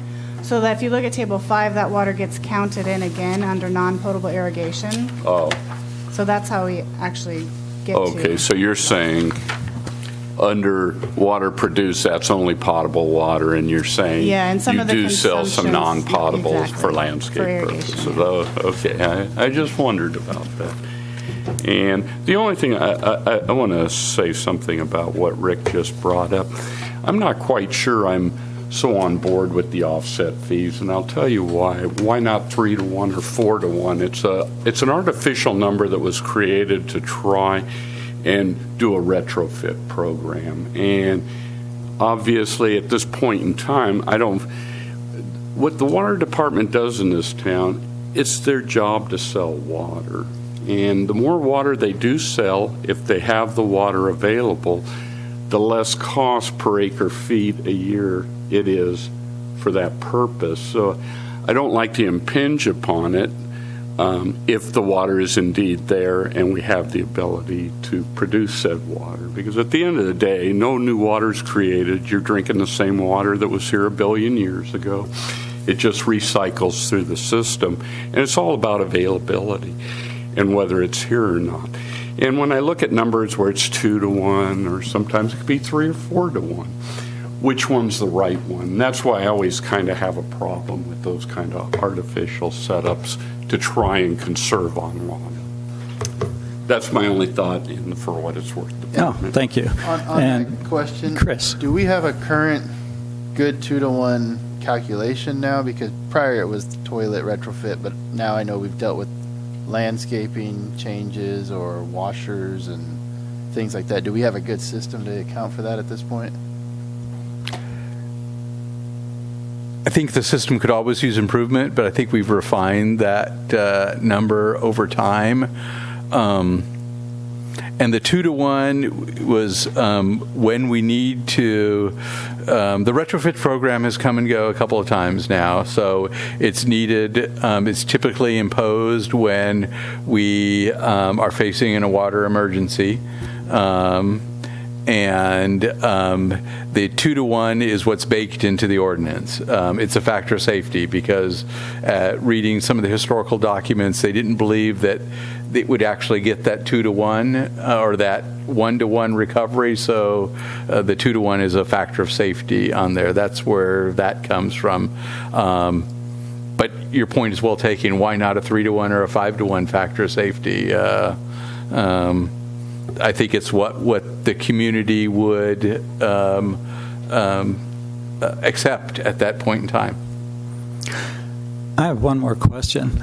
On a water equivalency unit, you talk about it being, a 1-year usage from a single-family dwelling. How many fixtures in how many houses have to be retrofitted in order to save that much water for one usage? It's not simply one house gets retrofitted because that's only a minute. Currently, it's to go from. So the code requires a 1.6 gallon per flush toilet is the minimum. So we're talking 17 toilets, I think, to get a water equivalency unit. Okay. Toilet replacement is not a cost-effective way to do it.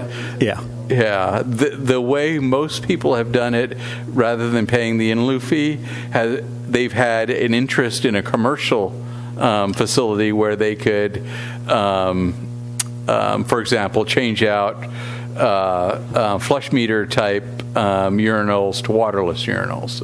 That's a fairly large savings. Okay. I think that's important to, get out there to the public as to, it's not just one house has to be retrofitted in order for a new house to be built. It's more like 8.5 houses have to be retrofitted if you just did toilets.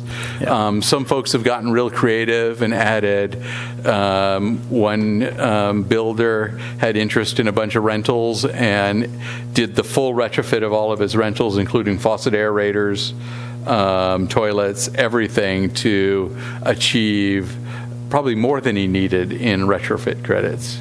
Okay. I think he was thinking about marketing those at one point in time. Okay. I think you've listened to our comments.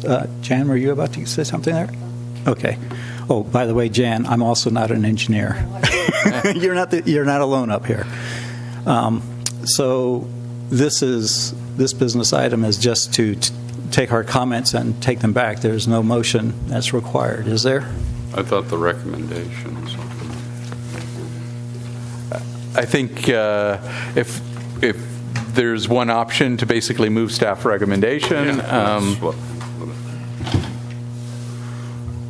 but you have a multitude of options available to you. Yes, if somebody feels that there's a need for a motion. Well, I guess we're staff recommended. We would appreciate some sort of official recognition through motion. I'll go ahead and make the motion. Motion on the item B3, the recommendations 1, 2, and 3 is stated in the staff report. I'll second that. Okay, it's been moved and seconded. All those in favor signify by saying aye. Aye. All those opposed say nay. Nay. So it carries 6-1. I believe that's the last item on the agenda. Yes, I voted nay. Yeah. You're not an engineer. Yeah. I did. I voted no for the 2-for-1. With that. And we'll note that when we move this forward through Planning Commission and City Council. All right. Thank you very much. Now we go to potential future agenda items. C, do you have listed here review of proposed capital improvement programs? Anything else on board besides that? We're still working on a schedule for the new work plan, so that will be coming forward. One thing I know that once we get a final contact from Corolla, we'll get their schedule of proposed One Water public outreach items, so we'll get that on the schedule as soon as possible. All right, thank you very much. With that, move for adjournment to January 21st, 2015 at 5:30. June. Oh, well, June, if you insist, June 21st, 2017. January 21st, 2000.